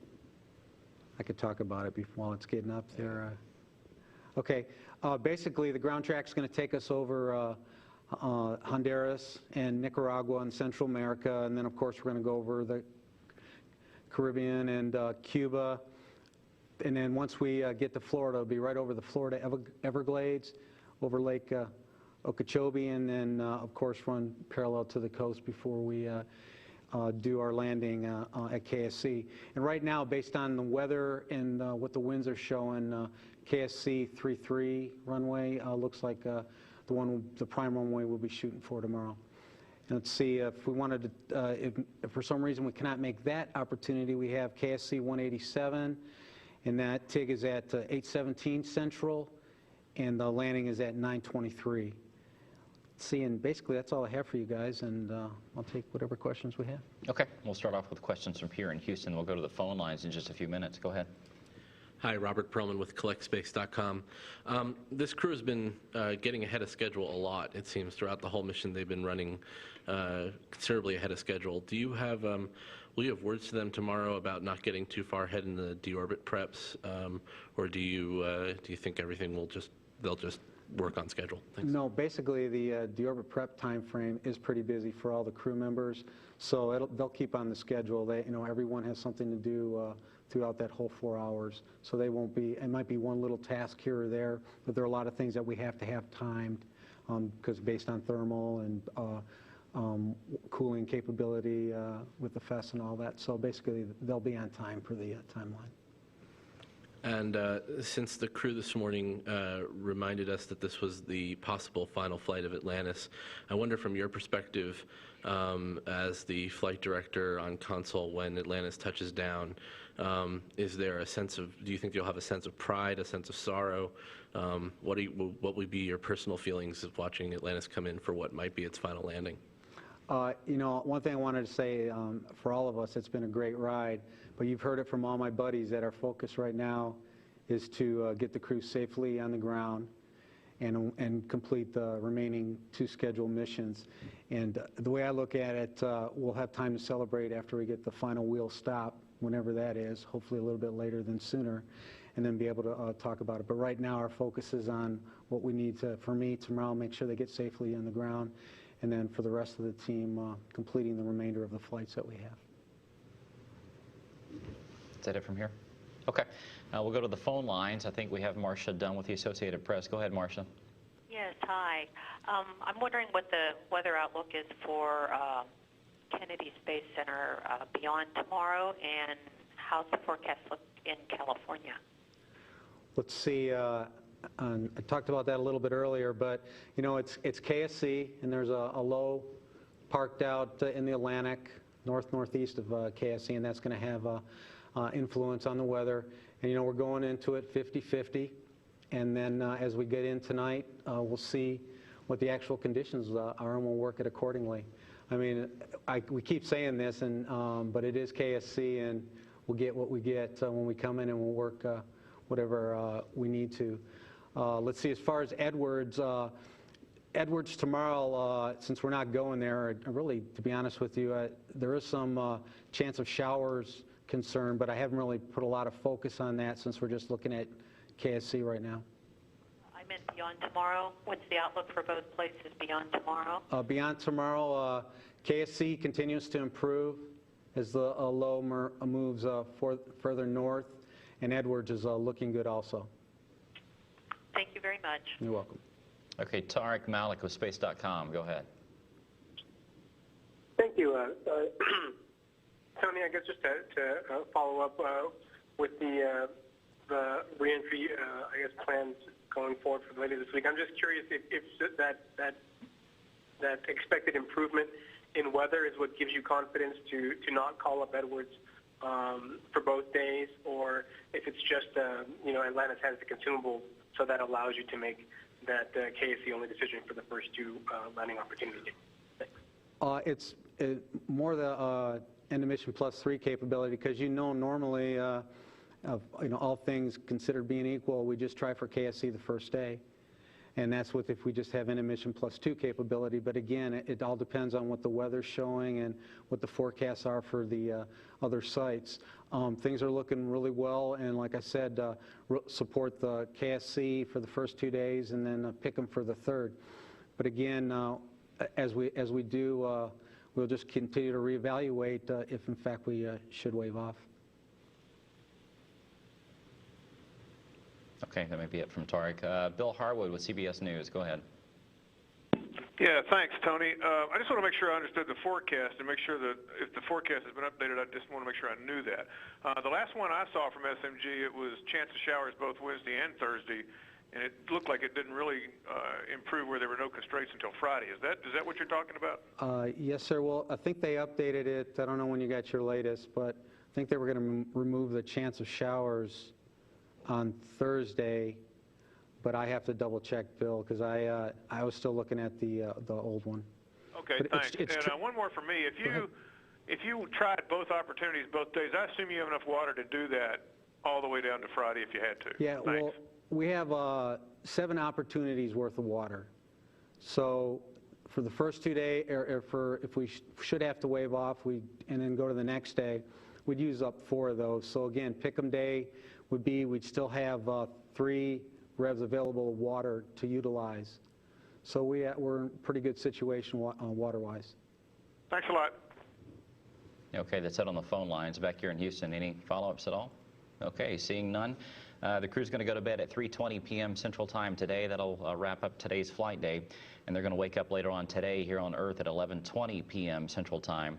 And that'll be landing day for the crew of Atlantis. Tony and his entry team will be on console around midnight. And then, of course, as Tony talked about, there's 2 different landing opportunities tomorrow at the Kennedy Space Center.